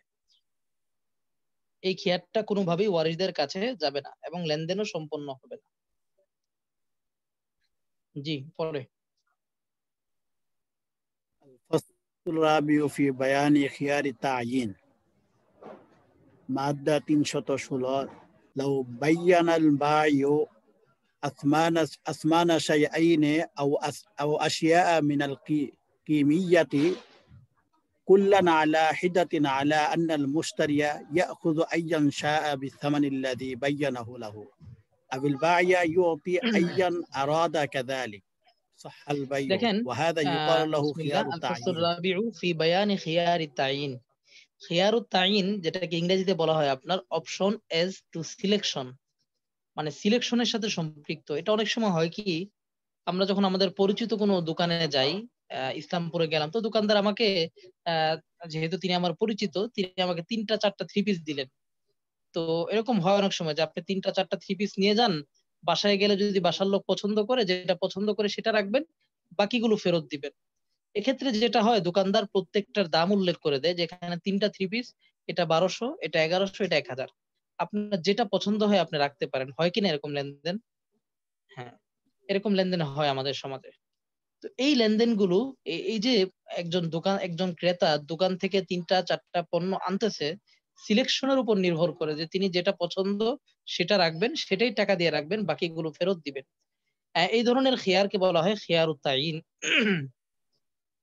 তো দেখেন 316 নম্বর ধারায় বলা হচ্ছে লাউ বায়্যানাল বাইউ আসমানা শাইআইনে, যদি বিক্রেতা দুটি জিনিসের মূল্য স্পষ্ট করে দেয়, যেমন তিনি যখন ক্রেতাকে 2টা পণ্য দিয়েছেন তখনই বলেছেন এটা 1000 টাকা, এটা 1200 টাকা, আপনি যেটা মন চায় রাখতে পারেন, বাকি ওটার যে রেট ওই রেটেই রাখতে হবে। আও আশিয়া মিনাল কিমিয়াতি কুল্লান আলা হিদাতিন, অথবা কোন কিমি জিনিস তিনি বিক্রি করলেন, আমাদের সাধারণ যে জিনিসগুলো, কাপড় চোপড়, আপনার যে কোনো জিনিস, এগুলো সব কিমি জিনিস। আর মিসলি জিনিস কোনগুলো? না, কিমি জিনিস হচ্ছে আপনার যেগুলোর অনুরূপ বিদ্যমান আছে, এগুলোকে কিমি বলা হয়। কিমি বলা হয় যেগুলোর অনুরূপ বিদ্যমান নেই, আর মিসলি জিনিস বলা হয় যেগুলোর অনুরূপ বিদ্যমান রয়েছে। যেমন আমাদের দোকানের চাল ডাল এগুলো সব মিসলি। আর কিমি কোনগুলো? যেমন আপনার গরু ছাগল, যেগুলোর অনুরূপ পাওয়া মুশকিল। তো আও আশিয়া মিনাল কিমিয়াতি, প্রথম সূরাতে বলল মিসলি জিনিসের কথা, কাপড় চোপড় এগুলো। দ্বিতীয় সূরাতে বলতেছে কোন প্রাণী জাতীয় কোন জিনিস কেউ যদি বিক্রি করে, কুল্লান আলা হিদাতিন, প্রত্যেকটার পৃথকভাবে দাম বলে। 2টা ছাগল বিক্রি করলো, বিক্রি করার সময় বললো এটা 10,000, এটা 12,000, আপনি বাড়িতে নিয়ে যান, যেটা মন চায় সেটা রাখবেন, বাকিটা ফেরত দিবেন আমাকে। আলা আন্নাল মুশতারি ইয়াখুযু আইয়ান শাআ বিসামানিল্লাযী বায়্যানাহু লাহু আউল বাইআ ইউতি আইয়ান আরাদা কাযালিক সাহহাল বাইউ ওয়া হাযা ইউকারু লাহু খিয়ারুত তাইন। এই শর্তে দিলেন যে ক্রেতা যেটা চায় সেটা রাখবে, অথবা বিক্রেতা তাকে দিবে, কোনো সমস্যা নেই, বাই সহি হয়ে যাবে, এবং এটাকেই বলা হয় খিয়ারুত তাইন। যে সামনে পড়ে 317 يلزم في خيار التعيين تعيين المدة أيضا। দেখেন খিয়ারুত তাইনের মধ্যে আপনি দোকান থেকে অথবা গরুর হাট থেকে 2টা গরু আনলেন, যেটা পছন্দ সেটা রাখবেন, বাকিটা ফেরত দিবেন। তো অথবা 3টা 3 পিস আনলেন, যেটা পছন্দ সেটা রাখবেন, বাকিগুলো ফেরত দিবেন। তো আপনি ঠিক আসলে কয়দিনের সময় চাচ্ছেন, কয়দিনের জন্য আপনি এই খিয়ার নিতে চাচ্ছেন, এটা স্পষ্ট করতে হবে। জি 318 من له خيار التعيين يلزمه أن يعين الشيء الذي يأخذه في انقضاء المدة التي عينت। মানলাহু খিয়ারুত তাইন, যিনি খিয়ারে তাইন নিয়েছেন ক্রেতা, তার জন্য আবশ্যক হলো আই ইউআইনা শাই আল্লাযী ইয়াখুযুহু ফি ইনকিদাইল মুদ্দাতি আল্লাতী উইনাত, ওই নির্ধারিত সময়ের মধ্যেই তার পণ্যটা সিলেক্ট করে নেওয়া, এটা নির্ধারণ করে নেওয়া। জি 319 خيار التعيين ينتقل إلى الوارث مثلا لو أحضر البائع দেখেন, ثلاثة খিয়ারু أبواب তাইয়িন ইয়ান্তাকিলু ইলাল ওয়ারিসি, খিয়ারু তাইয়িন এটা ওয়ারিসদের কাছে প্রত্যাবর্তন করবে, কিন্তু আমরা আগের সূরাতে কি বললাম, খিয়ারু নকত এটা কি ওয়ারিসদের কাছে প্রত্যাবর্তন করবে? জি না। কি বললাম আমরা? প্রত্যাবর্তন করবে না, ওয়ারিসদের কাছে খিয়ারুন নকতের অধিকার যাবে না, কিন্তু জি। খিয়ারু তাইয়িনের অধিকার ওয়ারিসরা পাবেন। এখানে যে সুরতটা দিয়েছে সহজ, যেমন একজন এক ব্যক্তি তিনি দোকান থেকে খিয়ারু তাইয়িনের ভিত্তিতে 3টা 3 পিস নিয়ে আসলেন, একটা হাই কোয়ালিটির, একটা মিডিয়াম, একটা নিম্নমানের, প্রত্যেকটার দাম তিনি জেনে আসলেন। বাসায় আসার পর বললেন, এরপর তিনি 2 দিনের সময় নিয়ে আসছিলেন, তো 2 দিনের একদিনের মাথায় তিনি মৃত্যুবরণ করলেন। এরপরে পণ্যগুলো কিন্তু তার বাসায় আছে।